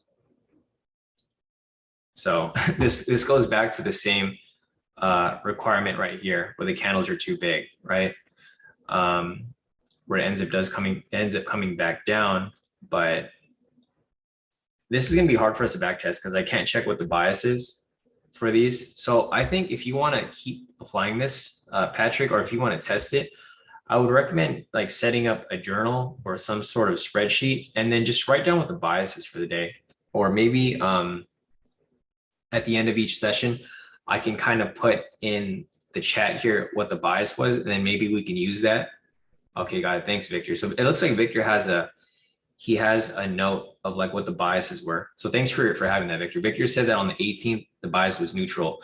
So for this right here, oh, gotcha. Okay. Thanks, Victor. Smart thinking. So Victor's looking back at my old videos, and that's one thing that you can do as well. Patrick, if you want to back test this. So now that we've kind of established it as an official requirement with the bias, you definitely want to make sure that you're trading, in the direction of the bias, because it does make a big difference. Whenever the bias is neutral like this, you'll have a lot of back and forth movement, right?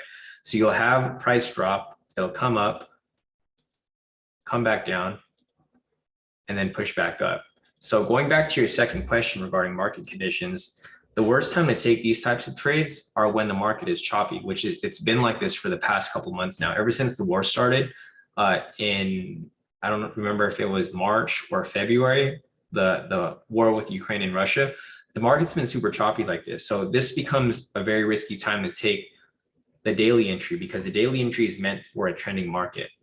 So the best time to take it is when market is actually trending directional. The worst time to take it is when market is choppy. And as you can see right here, if I just turn everything off on the chart and we just mark up where the high and the lows are, you can see how choppy the market is, right? Because typically when the market opens here at 6:30, which is right here, typically when the market opens, you tend to see the market go one direction, right? Either down or up. And right here, you don't see either of that. You see it go back and forth. You see an upwards push initially, a drop right back down, and then an upwards push again right here. So going back to your first question, Patrick, yes, 100%. I think the bias is definitely required. It wasn't a requirement previously, but I think now it is definitely a requirement, especially during these conditions, because there is a lot of uncertainty in the market. So tying in your first question with the second question, you definitely want to have a strong bias in one direction or the other, so you know which direction to be trading in. And then for your second question, you definitely want to avoid it when market conditions are choppy or ranging. So That's it for those two questions. The third question is, do you have a rough estimate on the win percentage for this strategy? I had an estimate a while back when we used to apply it a lot when we first created it. So when we first created it, it had a really high win percentage. It was like at least an 80 to 90% win rate. And that was counting every single trade with no bias, no bias, and no consideration as to like how big the candle was. The problem with that is that back then, or the problem with it now versus back then, is that back then the market was trending. That was like pre-COVID. So pre-COVID market was trending a lot. Like you'd see a lot of this kind of movement, right? Directional movement to the downside, directional movement to the upside. So you can see that sometimes the market does move directional. Let me see if I could find the. So for this day right here, this was directional, right? This would be a day where you would want to take a trade like this. However, it wouldn't meet the cutoff because the cutoff is at 9. But if you were to take it at some point there's a couple different times that we changed the strategy. Before there was no cutoff, so you could take like an entry like this right here, right? And this is going to go back to your other question because we're going to be talking about the mid-mark reversal. So for example, right here, this is a time when you would want to take it where price is actually moving directional. Again, right here, price was directional right here. You can see price is pushing down. And then right here is the daily entry for that day. So if you're going to count like every single daily entry, then you're probably going to find, a good balance. But the thing is, you're going to have to be able to eat those losses on the bad weeks. But you can see right here that it does hit sometimes, and this is disregarding the bias, right? Disregarding the bias, but market is moving directional. So a directional move like this, market open at 630. These are normal market conditions. Like typically, this is how the market usually moves. It'll just move one direction the entire session. This is when you would apply. This is like best case scenario. But market conditions change. Market isn't always directional, and sometimes it'll go into some choppy ranges. Again, right here, there's another one right here. This is a daily entry from the day before. So as you can see right here, Patrick, the market wasn't as volatile, but you can see that there was some clear direction in the market, right? Market opened here at 630. It was a clear drop all throughout the day. So if you go and back test this long term, I'm pretty sure you'll see that the strategy is very accurate. You'll just see that more recently, like today and yesterday and the day before, that market was choppy, right? So you don't really get very many good entries. But you go back last week, there was actually like 3 back-to-back wins right here, right? If you were to follow this on a week when the market is actually very directional. So again, right here, we have another entry, right? The day before that. So there's like 4 back-to-back wins right here. So even though we had 2 back-to-back losses for yesterday and today, these over here are actually all straight wins, straight full TPs right there. So I do think this strategy is still a viable strategy. It just really depends on like when you're applying it. Like if you're applying in the direction of the trend, I'm pretty sure this would be a bearish. It is. Looks like the bias is bearish right here. Market opened at 630, which was right here. And you can see that from this period over here, price was moving directional to the downside. So I think this is something that you would probably have to go and see for yourself if this is something that you would like. Me personally, I don't like holding trades for that long, so I don't like applying this anymore. I used to before, but my type of trading has changed, right? Well, not necessarily changed, but I trade during a set period of time versus trading all day. So again, right here, another win. So there's like 6 back-to-back wins right here for the daily strategy. Again, right here at 7 o'clock. This is when the market was like less crazy. But if you go back, there's like 6 back-to-back wins. So we just went back in time. We took about 6 trades. So, 8 trades total, 6 divided by 8, the 75% win rate, which is pretty high. Let's see if we can go back one more day over here. It's just that it wasn't working like the past couple of weeks, which is normal. It happens sometimes. Again, right here, another win. right there. So again, right there, another win, the win rate just increases. So it's like 7 wins out of 9 trades. Now it's 77% win rate. This is just for the month of April. So you go back again further on the 6th. This was an invalid signal. This is too late. It's past 9. You would have skipped it.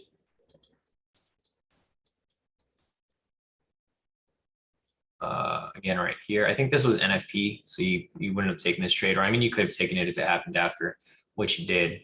Right here's a sell signal.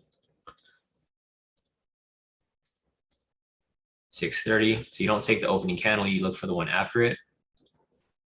Again, right there. So, I mean, this just proved that the strategy is good long-term, because realistically, there's another win right there. So now 8 wins out of 10. It's now at 80% win rate. This is just the month of April. Going back again over here. Same thing. First entry right there. This did hit, but it took a really long time to hit, looks like.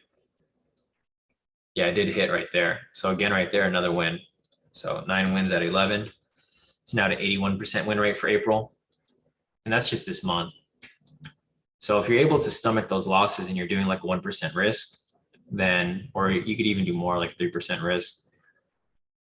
It looks like overall, I mean, you would still do very well applying the strategy here. It was just that it was going through a rough patch the past couple of days, which happens, strategies do run through rough patches. So this would have been a loss. I don't know where the bias would have been for this trade. It looks like it was a sell bias. So you wouldn't have taken this trade here if you use the second requirement. Okay, so I think that's enough of an example right there for those. Patrick said, so possibly a better strategy right now for another index. Yeah, maybe a smoother moving index. I know some people have used it with the DAX during London Open. I've seen a lot of people do well with that. Also with the UK 100. So you can apply this strategy with almost whatever asset you want to trade. I would recommend just finding the one that's moving the smoothest. If you find that, then I think you would probably find a good one to be trading it on. It just has to be volatile. That's basically what you're looking for the most part. Other than that, let me go up real quick and see your next question, Patrick. So your fourth question is also, what if the candle with the K2 signal does not match the daily bias? So this goes back to what we were saying. You definitely want it to match the bias, because now it's going to be one of the set requirements.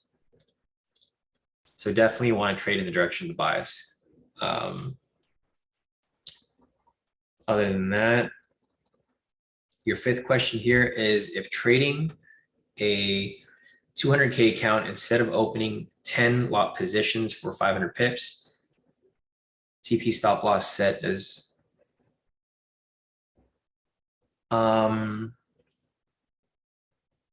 okay, so I think we're done with the daily questions with the daily strategy. Do you have any other questions regarding the daily strategy, Patrick? If you do, then we can go over that. But I think your last question here, number 5, is just regarding lot sizes. So, oh, it's for the daily. So the daily is 1,500 pips, not 500 pips. Patrick, so I think there might be confusion there, because if you look at the requirements here on the 10-minute, because 500 pips is too tight for the 10-minute. If you're trading the daily here, it's a fixed TP stop loss of 1,500 pips. If you're doing 500 pips, it's just way too close. So like if you were to take something like, I forgot which entry did we just look at right now, like this right here, right?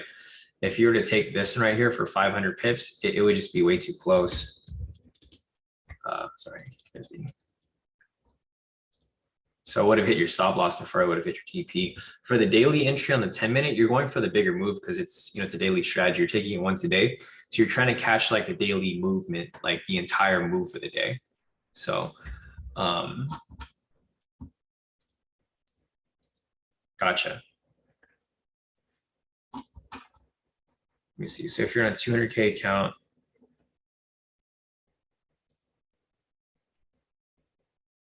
yeah, so Yeah, I believe so, because if you're in 200K account, gotcha. Let's see for this right here, 200K. So if your lot size is, what I would recommend for the daily is you should, so here's what you have to think about too, Patrick. It depends on whether you plan on taking other trades during the day, right? So if you just plan on taking the daily and that's pretty much it for the entire day, then you probably want to increase your risk a little bit, right? Like 3%. So 3% of 200K is going to be 6,000. So your lot size is fine, the 3.5. If you plan on maybe taking like one more trade, I would recommend if you're going for a smaller move to increase your lot size, because you kind of want your percentage. Like you don't want to base your risk off the monetary value, right? You want to base your risk off the percentage. So for each trade, I would recommend that you risk about, so like proper risk management, 1% to 3% per trade, right? This is how you'll have like a consistent growth. Because the thing is, if you're going for the same lot size for like 500 pips versus 1,500 pips, it's not really going to balance out. Like say your daily keeps hitting and you're using a small lot size, right? So say you're going for 500 pips, you're only going for like 1,000. You should probably want to you probably want to have that the same for both of them. Like if you're doing 500 pips, you probably want to increase your lot size. I don't even have to put this up here, it's kind of irrelevant, but you kind of want your profitability and risk to be the same, if you get what I'm saying, Patrick. Because like I don't know how you're using the strategy. Is this like one of the strategies that you plan on just using by itself? Is this like one of your strategies to really set the baseline for your profits for the day? Because like what some people do in K2, and I'm sure you've noticed it, like for the daily, for the breakout, some people will go for the breakout and they'll try to lock in like and this is like I'll just use this as generic K2 member strategy, right? So they're going to be going for the breakout first for let's say like 2% risk main trade. Then they go for 1-2 scalps to either add profit or cover risk from breakout. This is what a lot of people tend to do. So for the breakout almost, I mean, it hits a lot of the times, right? So this is like their main trade. They go for like a 2% risk. And then for these other trades, they'll go for like about, like a 1.5% risk. So it's like around the same thing. If you're going to be going for 3.5 lots, you're basically doing, we'll just use this for example. So like if you're doing a 3.5 lot for 500 pips, and as you said, it's going to be 1,750 profit, and a 3.5 lot for 1,500 pips, which is like substantially more, right? So there's a big discrepancy between your profitability there. You kind of want it to be around the same. So like, for example, here, you probably want to increase your lot size for the 500 pips a little more so that there's less of a gap in between. Because the thing is, if you're using this as your main trade, or I don't know if you want to use this as a supplement to your other trades, then you kind of want it to be similar. Because if you lose this trade and you win the other trade, at least one of them will balance each other out. Versus you kind of taking this trade and say you win this and you make 1,700, right? But then you lose your scalp and then you lose more than that, you kind of just wasted a trade there, if that makes sense. Pat, so let me just read your question here. Gotcha, okay.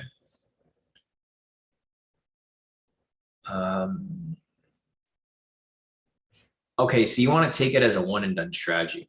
So if you plan on taking this as a one and done strategy, I would recommend increasing your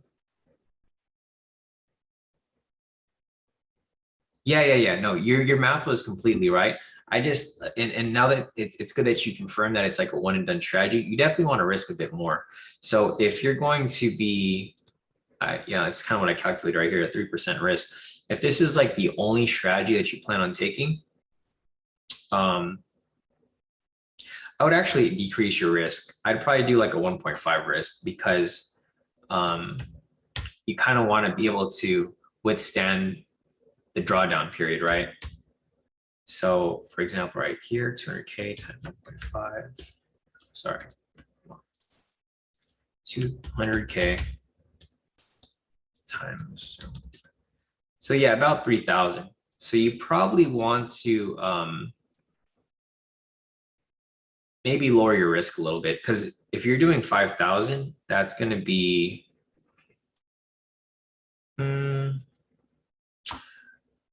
so let me just get this straight. And I think you're going to be doing FTMO, right? So if you're doing FTMO, you need to make a 10% gain. So if you're doing 1.5% times or 10 divided by 1.5%. I'm just trying to calculate how many wins you need. You need about 6 wins for the daily, which I think is very possible. Let me see. 200,000 times 2.6. Yeah, no, you're right. If you're like slightly above it. So yeah, if you plan on doing the 1,500 pips on the 10-minute, then yeah, I think that'd be a decent lot size. I think that'd be solid. At 2.5, maybe use a 2.4 if you want something less. But if you do that, you only need like about so like 10 divided by 2.6. Yeah, you only need about 3 daily entries or 4 daily entries to pass. To be honest, when I first started FTMO, this was the only strategy I applied. So back then, I would take like 2 or 3 daily entries, let them run to full TP, and I would pass my FTMOs like super easily. Back then, I used to pass people's FTMOs with just this strategy. So I do agree with like with what you're doing, Pat. It does help with your trade psychology, and it's something that I used to do back like way back before too. Like when people had problems passing FTMO, that was before I gave out the strategy to people. I was just doing it on my own, but I wasn't giving it out to people. This is a strategy I used to use, and I pass everyone's FTMOs like super easily. So you said at that I could lose 3 days in a row without blowing out. Yeah, no, definitely. And I think that's the smartest way to do it, Pat. I used to do the same exact thing actually. Now that you bring it up, this is the same exact strategy that I did to pass FTMOs like all summer. Like literally, I was passing everybody's FTMO with just doing this one strategy. So yeah, no, exactly. Because you said that you have an issue to overtrade, which was my problem too. So I think we're in the same boat. Well, we were in the same boat at that point. So I think, yeah, you're pretty solid at doing that. What I would recommend is to do it on like a trial account first to see like how well it works. I think I'm pretty sure it'll work well, but you know, I don't want to tell you to do something and then it ends up not working out for you. But this is exactly what I used to do before. This was the only strategy I would apply. And I mean, a lot of you guys know that if you guys have been in K2 for a while, when we first started doing FTMO, this was literally the only strategy we did. I think it was during COVID because the market was so slow, and this strategy we just always hit because it was directional, but it was just really slow. So yeah, no, I think you're solid. So thanks for clearing that up, Pat. I was a little confused at first because I thought you were taking different trades, but since this is just the only strategy you plan on applying, I think you should be fine. And I've done it before, so I do know that it's possible and that it does work. So yeah, I mean, other than that, I think that's it for your questions here. Let me see if there's anything else from Pat. One more question from you over here.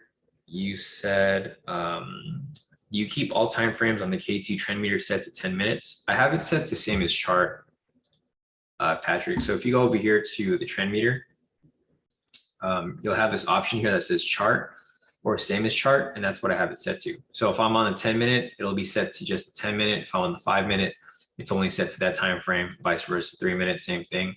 And then 1 minute, same thing as well. They're all set to chart. So it'll give you the current trend for that specific time frame. Yeah, no problem, Pat. And I'm glad I could help you with that. And I'm kind of glad that you brought it up because I totally forgot that that's the only strategy that I applied for a while. Before when I wasn't really good at trading US 30 because I just started trading it, this was the only strategy that I applied. I literally backtested this years back. Like I went back so far behind. And I remember that the win rate for this was actually really high. It was like close to like 80 to 90%, which is pretty high for a US 30 strategy that was applied just once a day. I know a lot of people passed FTMO early on in the early stages using just this strategy. The only problem where it became an issue was when COVID news would come out, because obviously it'd create manipulation in the market. But now that we have the bias, because we didn't have a bias before, we didn't use this requirement. Now that we have the overall bias, I think your profitability with the strategy would be a lot higher. So good luck with that. And I do think you'll be good with just applying that. Just make sure to keep your risk proper. And I think overall it'll balance out. So other than that, I think we're good with those questions right there, Pat. If I missed anything, let me know. I think I went over all your questions though, so we should be good. All right, solid. So next question here is from Victor. Sorry guys, we took a long time to get to this point, but here we go with Victor's question. Victor wants me to cover the 10-minute entries from today. So let me go over here real quick and turn on we didn't have any V3s or V2s or any of those strategies. I don't think there was any variation. There were the, what's that strategy called? I can't even remember the name of the strategy. This name of the strategy is let me just go down the list. I remember Maddie mentioned it today. Oh, the snipe strategy, that's what it was. All right, so Randy wants me to cover this as well. So this is going to be a question for, this is going to cover Randy's question regarding the 10-minute snipe. And it's also going to cover the 10-minute entries from today, because I think these are the only entries that we had from today. Let me just go over here to 6:30. Mark that up from that point. And then I'm going to go back and just circle these entries right here. I'm going to mark up the sessions. I think there was only one entry today actually that came up, but it was a good one. So there's one right here. Just gonna mark up the zones right now so we don't have to mark them up later. I think that's the only one for now. There was actually another one right here. There wasn't one there. There was another one here. And I think that's it. There was only 2 entries. Or there, it looks like there was, yeah, there were only 2 entries. So let me go over here real quick and I'm going to rewind this to this count right there. And let me turn this off. This was the only strategy that I saw come up. We don't have any momentum signals over here from open. This is when the market opened at 6:30. There was no momentum signal, so there's no daily entry that came up today regarding this. There was no V2s, V3s, V whatevers. There was nothing that came up. So I think that's pretty much it. There was, yeah, no, that's all that I could see here, because the bias for today was bearish. So I know there's a V3 right here that could have been taken, and this would have hit full TP, but it's not going to count because there was no bias, you know, in that direction. This is like for about a 770 pip move. So I mean, if you were to disregard the bias, you could have taken this here and this would have hit, but it's not one that I would have taken because it's going against the bias. There's no V3 here and there's no V3 here for these two because there's no pending buy signal or no pending sell signal. There's a sell signal right here, but there was no pending one at the entry. So even though it did set up to be a V3, it wasn't a valid entry because there was no pending momentum there, even though this did hit full TP. And it would have been a really nice move, a 2,000 pip move almost. It wouldn't have been a valid entry because it didn't fit the requirements for the V3. So the only entries that we had here on the 10-minute, and again, right there, a V3 that wouldn't have qualified because there was no pending signal. The only entry that we had here would be these two snipes. So I'm gonna go over here real quick and just show you this one, and then we'll go back and look at this one right here. Looking at the snipe strategy, and this should have the same requirement as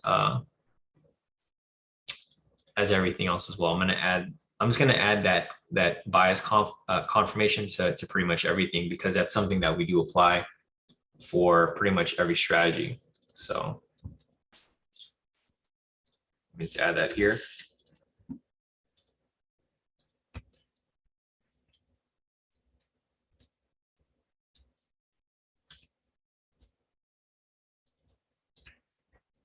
So as you can see, we're always adapting with the market, right? If the market starts to move a little funky, we're going to find another requirement to increase our probability of winning. You know, the game of trading is really all about trade psychology and probability. If you have a good probability with your trade, then, you know, odds are you're going to last long term in this game. So this is going to be a 10-minute, K2 10-minute snipe strategy. So looking at this right here, you want to confirm the overall bias. If you guys remember the bias from today, it was a sell pretty much all morning. This entry right here, we're going to look at the requirements. Overall bias was a sell. It's going to fit the first requirement. Second requirement, you want to confirm a wick rejection off any K2 pivot. You can see that it's rejecting off the blue pivot and green pivot right here. So that's going to fit the requirement number 2. Requirement number 3 is you want to confirm a wick rejection off the K2 SR zone. You can see that we have a zone right here. I drew that earlier when we were identifying where the K2 SR zones are. There was one right there. I just drew it and then turned it off to clean it up. But you can see that that requirement was met. Lastly, you just want to confirm that the wick rejecting off the pivot does not touch the candle body. The pivots are way up here and the body's down here. So that fits all the requirements. And lastly, you just want to confirm that you're trading in the direction of the momentum. In order to confirm that, you just want to go back and look at the most recent signal, this right here, and this is going to indicate the direction of momentum. So since we have a sell signal right here, we're only looking for sells. So with that said, all the requirements are met. You could have entered this for a short position right here. You go for 500 pips. You let that run and full TP on the next candle right there. So that's one of the entries that came up right here on the 10-minute. The other entry would be here. It's the same exact strategy. Confirm the overall bias. It was bearish. Confirm the wick rejection off the K2 pivot. It's rejecting off this orange pivot right here. Confirm a wick rejection off the K2 SR zone, which would be right here, this zone. Confirm that the wick rejection off the pivot does not touch the candle body. You can see that the pivot's up here, body's down here. It's good to go.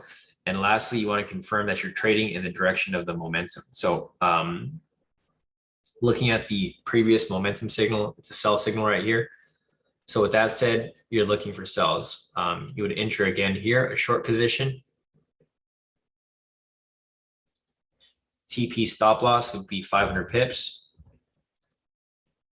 You have that all set up, you let it run, and full TP right there off the following candle. So I think those are the only entries here off the 10-minute. Not sure if you saw anything else, Victor, if there's anything else that you want me to cover, but I think this was pretty much all that came up. Pretty much all that came up here with regard to the 10-minute strategies. There weren't any V3s, V2s, unfortunately, because the momentum signal never changed. We were looking for price to swing up so that we can catch it on its way back down, but it never gave us, a buy signal in order for us to really confirm a trade in that direction. Yeah, no problem, Victor. So that's it with that question right there. Let's see, Rami said, and Randy, I covered that right there too for you. So I'm not sure if you needed another example for the snipe, but I think that was it for the snipe that you were asking for. Okay, so that's it with the snipes right here. One question from Rami over here. So Rami, I'll get to your question next. We have one last question from David. So David is asking if I can cover the session high lows, how to identify, and how to and why to avoid it. Let me get your question real quick, David. Let me just answer Pat here. So Pat said for the 10-minute snipe, it's okay that the bearish signal was that far back. Yeah, because you're just trading the direction of momentum. So it doesn't matter how far back it was. You're just looking for, because you're not taking the entry off the signal. You're just taking the entry off the direction of momentum. So like momentum was established right here, and you can see that it just keeps pushing down lower and lower. So it doesn't matter how far it is. You just want to make sure that you're actually trading in the direction of momentum. So the momentum started up here and it just continued to push lower and lower from this point. Yeah, no problem, Pat. I think this is a strategy that you might like as well. Like before, when I was only applying the daily, this was the only other strategy I was applying. I was applying this plus the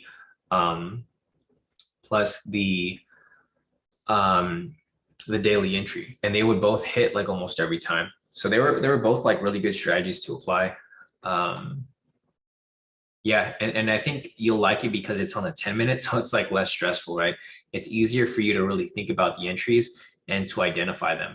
So I think this would be a good one for you to look at too. I think this, the V3 and the daily, I think those are going to be your favorite ones to apply, because those almost all of those never miss. Like I think I've won majority of my trades with pretty much all those strategies, especially the V3.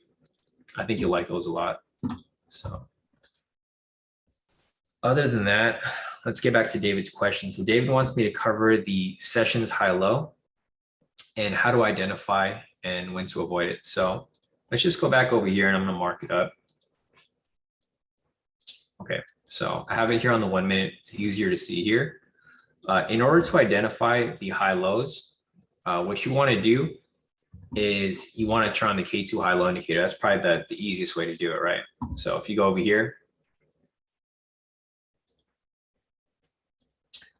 there's no indicators. Let me just turn everything off. In order to identify the high lows, you just want to turn on the sessions indicator, and this will give you the previous session high lows. So that's how you would use it to identify where it's at. The reason why you'd want to avoid it is these areas are going to be areas of high manipulation, right? So like, for example, here price is coming down pretty heavily, and look where price bounces off. It's the New York low, right?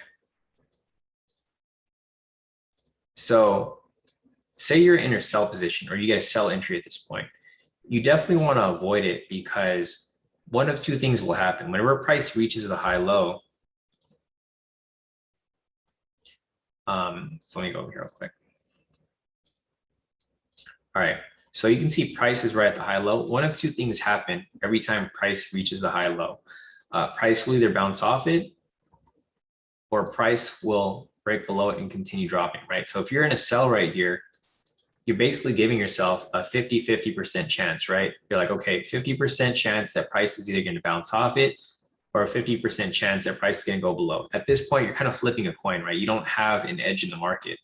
Every time you enter a trade, you want to have an edge because you want to win, right? You don't want to be guessing whether it's going to work or not. You want to be for sure that it's going to work. So this is why I avoid all trades whenever they come near this point. Doesn't matter how good the trade looks, I'm not going to take it, because say if I take a sell right here, price bounces up, then I'm screwed, because it immediately bounced right off the session. And then at that point, now I'm in drawdown like 1,500 pips. So it's a reason why I would avoid it right here.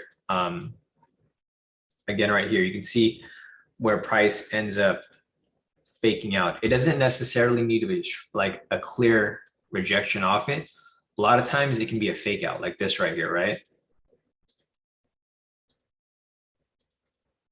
So right here, price broke and close above it.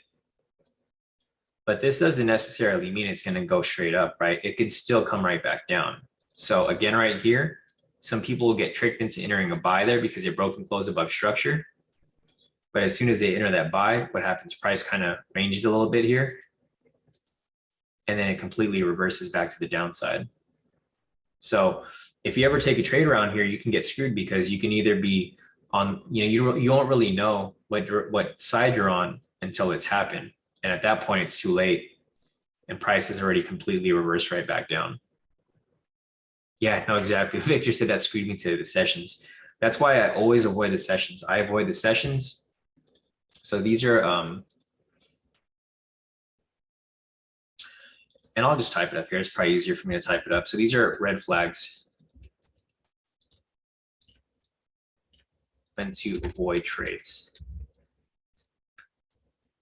Price is near sessions.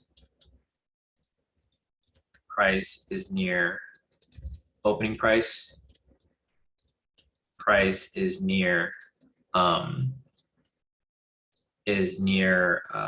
news price. That's about it. So these are the huge red flags here that I always avoid.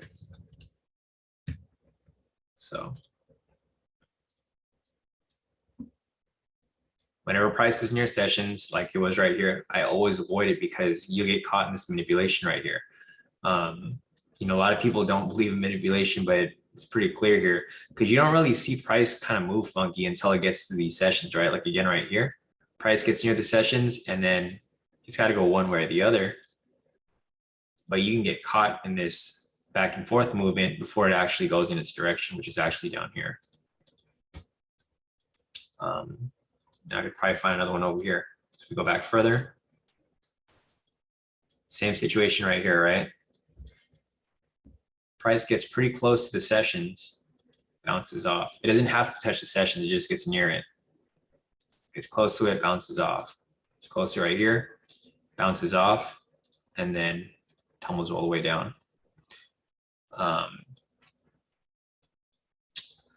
Other than that, same situation right here, right? Bounces right off it, gets close to it. Just whenever price gets near this point, there's like a lot of uncertainty as to where price is going to go, whether it's going to break and close above, come down, or fake out. Most of the time it fakes out. So you can see right here, fake out at that point. It didn't touch it yet, but it bounced off it. Again, right here, it didn't touch it, bounced off it, or actually touched it right here. Touched it right here and right here, bounced off it. Uncertainty right here. But then once you get out of that area, it's a nice push, right? Price gets near it, bounces off, near it, bounces off, near it, bounces off. Once it gets past, this area over here, it's a nice push to the downside. So this is the reason why I would avoid the sessions. And again, right here, you can see when price is in between the sessions, this is even worse. Like this is like where I for sure will not enter any trades. Because you can see the worst part of this is if you get caught in this range, you're going to get screwed because if you're in a buy right here, you're basically holding on to this. You're holding on to the bag until you literally lose it because it comes down here. Then again, right here, you're going to get screwed because you hold on to it for like an hour and then you're like, oh crap, lost it. So just keep that in mind, guys. Never trade around the session, never trade around news, never trade around opening price. So other than that,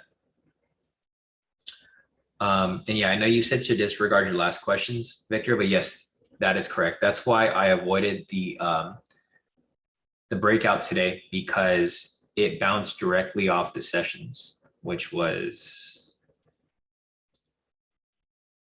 I can't remember where it was. It was right there. And yeah, it was 30 points away, but the reason why I didn't take it or wouldn't want to take it was because the TP would have to pass it, right? Right there. So you wouldn't make it to your TP before it bounced off the session. So that's why I didn't take the breakout today this morning. Other than that, let's see. I think that's it for that question there. I'm just over here. There's like some follow-up questions. Pat's asking, how much do the sessions affect the daily strategy? Do you just sit and wait for the next signal to come up? That is from the sessions before the cutoff. So if you plan on taking the daily and there's a sessions near it, or there's a sessions like on the way, I would set your TP at the sessions, like right before it, or you can just move your stop loss and profit, because when it comes to that point right there, and that's like another time where you might have to like pay attention, Pat, like when you're taking the daily. So let me go over here real quick, and we'll look at one of the daily entries over here. So one of the daily entries were right here. This one right here would have hit.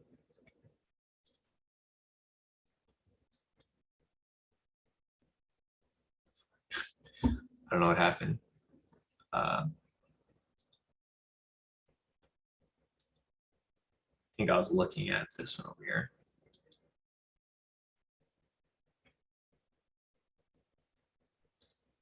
Okay, so like this one right here. Let me turn on the sessions. Okay, so this is a perfect example right here. Or no, actually not that one. Let me go to I forgot where the other one was. Down here, 630.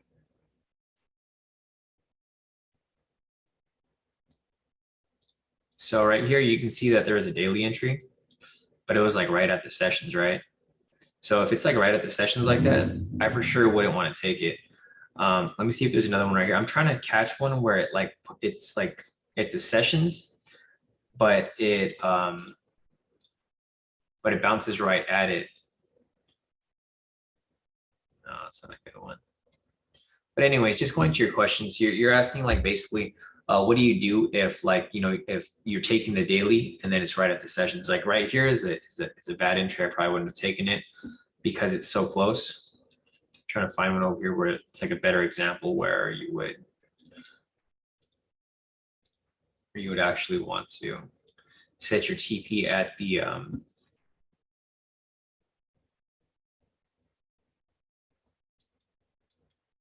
let's go back further because there wasn't really many good entries over here. But short answer to your question is I would set your TP at like pretty much at the okay, maybe this one right here. Okay, like this right here. So if you're to take this entry right here, not that it's a good entry or a bad entry, if you were to take this here and you just wanted to enter it, I would just adjust your TP to, so I'm going to put a line here so that you know where the actual TP is. But I would just adjust the TP to like somewhere above here. Or when price got into profit, I would just move your stop loss in profit. So like, for example, you have two different options here. Price is pushed down right there. I'll let it push down a little more. But you can see right here how price kind of comes back. I think there was a sessions that was right there. Okay, yeah, so as I mentioned, if price is like right at the sessions like it is right here, I would probably avoid it because you can see that this is an area of manipulation, right? And you can see what happens after that because price does get screwed right here. It comes right back up because it bounced off the sessions, but then it does come back down. So say, for example, you're in this position. There's two different things that you can do. You can either move your stop loss in profit, or you can move your stop loss to the sessions right here. So either way, if price pushes down, you still would hit your TP right there, right? If you move your stop loss in profit, like you would just have a guaranteed win. Like it's a win-win for you because either price comes up and you get close to break even and you get out at break even or for a small profit, or you go for the full TP. Your second option is you move your TP closer so that when price gets near this sessions right here, you can just hit your TP and you'll be fine. Or if you want to go for the full move, that works as well. So there's two different, I mean, there's different ways of doing it. But I would just say that the sessions during the 10-minute for the daily, it's going to act a little differently because the sessions change. Like one thing that you want to keep in mind is that the London session overlaps with the US session, right? So going back over here, you can see that the London lows right there, but this is from the previous day. This isn't from the current session that it was in because it overlaps. When the next day starts, you can see that price does push up, but then at that point, there's a new session over here. It's no longer at the bottom. So hopefully that makes sense. Okay, perfect. Yeah, you said it makes sense. So yeah, it's something that you can play around with. There's always going to be different ways of doing it. It just depends on your risk tolerance and how you want to apply it. Because sometimes people don't care, right? Some people will just ignore the sessions and then just take the trade. Because this strategy, when I applied it and back tested it, I applied no, I put no conditions. So I didn't use the sessions. I didn't use news. I didn't use anything really. I kind of just took every single trade. So it's just really up to you, Pat, how you want to do it. I think either way, you'll be fine. I think the main thing that you want to use is the bias. If you have the bias, I think it's fine. The sessions are probably not going to be as important for the, if you're going to be comparing it with the bias. If you have the bias, I think price will keep pushing in that direction. Like for today, we had a bearish bias, right? So it doesn't matter if all these sessions are right here. Let me just go back real quick. Okay, so we had sessions right here and sessions down here, right?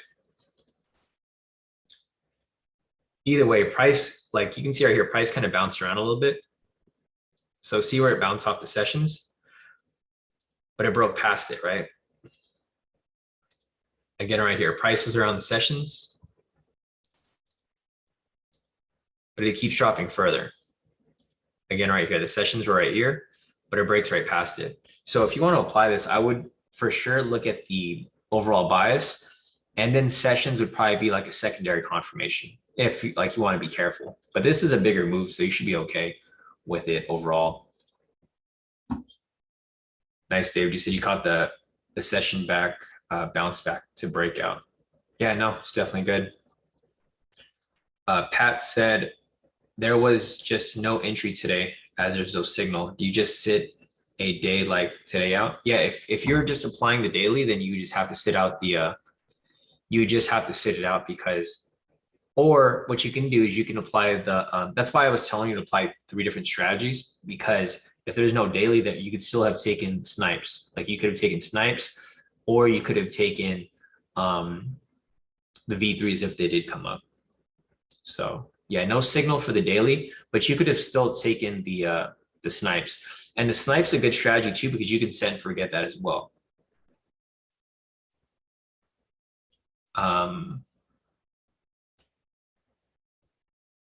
Yeah, no, you can do that too, Patrick. It's really up to you, right? You can use like as many tools as you want. I think what we have is already solid as is, but you could use the cloud. I used to use the cloud a lot, and it does work well at the pivot. So if you want to do that, you can. But I mean, for me personally, it's just too much. There's just too much on the chart. I like trading on a clean chart, so I don't use that myself personally. But you could use it if you want. Other than that, let's see if there's anything else. Let me just scroll up. I think you had another question here. Patrick said, I guess same goes for opening price, since we're looking for the first signal after open. Couldn't you always be close to opening price? Yeah, no, exactly, Patrick. So a lot of those red flags don't really, I mean, they do apply on the 10-minute, but they're not as strong as the bias. If you have a really strong bias, then, you know, go ahead and trade in that direction. But you can see here that price, it does respect it sometimes, but it does tend to break past it. So price will reject off it, but then it'll come right back and break right through it.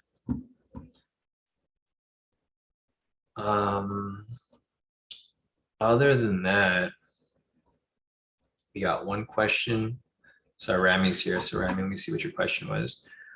Rami's asking, hey Sean, sorry, I came on late. Pending signal means that the last momentum signal had to be opposite of the direction you're taking the trade in. The signal cannot be on the candle. Yes, that is correct, Rami. So Rami's question is regarding the pending signal. So like, let me just go over here real quick and I'll just go over a couple signals. So, all right, right here we have a sell signal, right? So the next pending signal is going to be a buy signal. So if I go forward, the next signal that comes up is a buy signal, right? So we have a buy signal right here. If we have a buy signal, the next signal is going to be a sell signal. If we go forward, sell signal, right? What's the next one? A buy signal. What's the next one? A sell signal.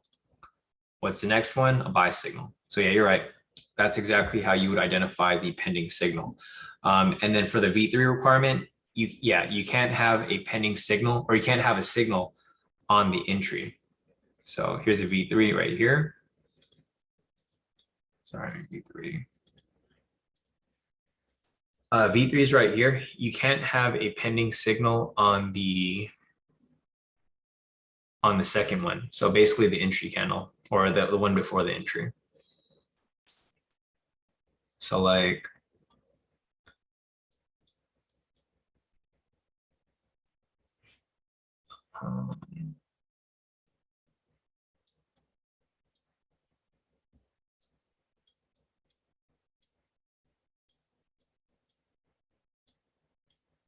like this right here. Oops. So like there's technically a V3 here, but you can't have a momentum signal on the candle that you're looking for the reversal. Because the thing is, you want this, you want the momentum to come so that when it pushes down, it hits your TP, right? Because you can see how big this candle is, right, for the momentum. If your TP is like 100 pips and the momentum's 150 pips, it's going to go straight to your TP, right? That's exactly what you're looking for. You want that burst of volatility to hit your TP. So that's why you want the pending signal to be there. That's the whole point of that requirement. So yeah, answer to both of your questions is yes, both definitely required. Perfect. Yeah, no problem, Rami. We have one last question, I think, here from Kenneth. Kenneth is asking, with a 200K count, what about taking one lot for the daily strategy and let it run while taking 2 or 3 lots for scalping? Yeah, that's perfectly fine. That's what I used to do for a while. And that will give you enough leverage to still continue to trade with the scalps. So you can do that, Kenneth, if you want.